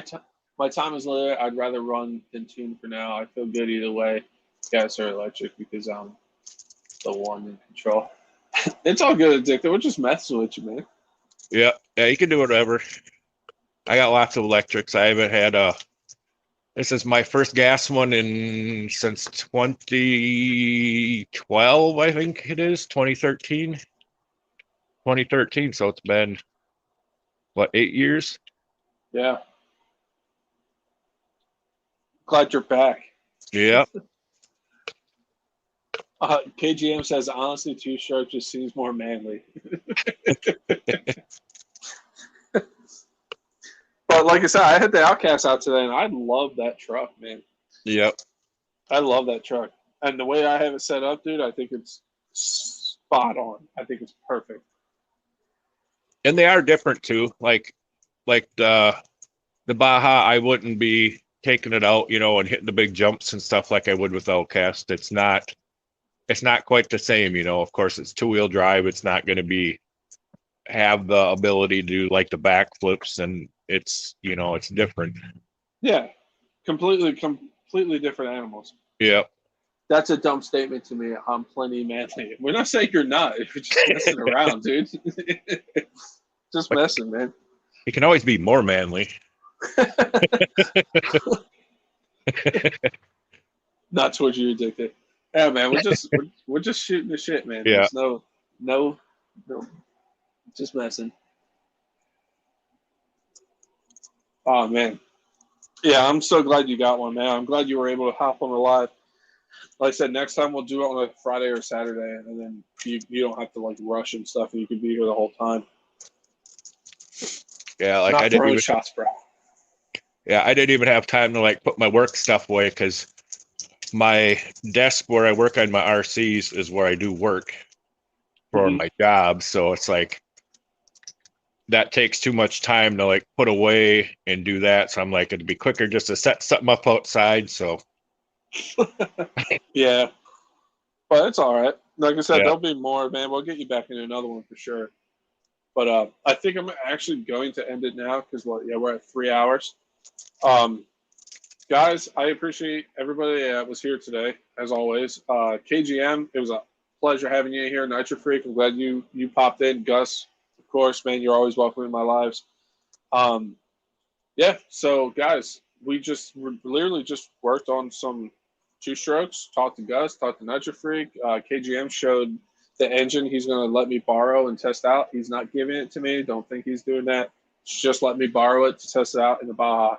He wants to see how it holds up and what I think of it because he knows how I run my stuff. So shout out to him. Check him out. Check out my buddy Gus, Nitro Freak. Yeah. So everybody, I appreciate it. Have a good night. Guys, if you want to stay in here, I'll still be in the shed. It's up to you. And then, yeah, guys, I will talk to you soon. And KGM, I'll hit you up, buddy. All right, guys. Have a good night.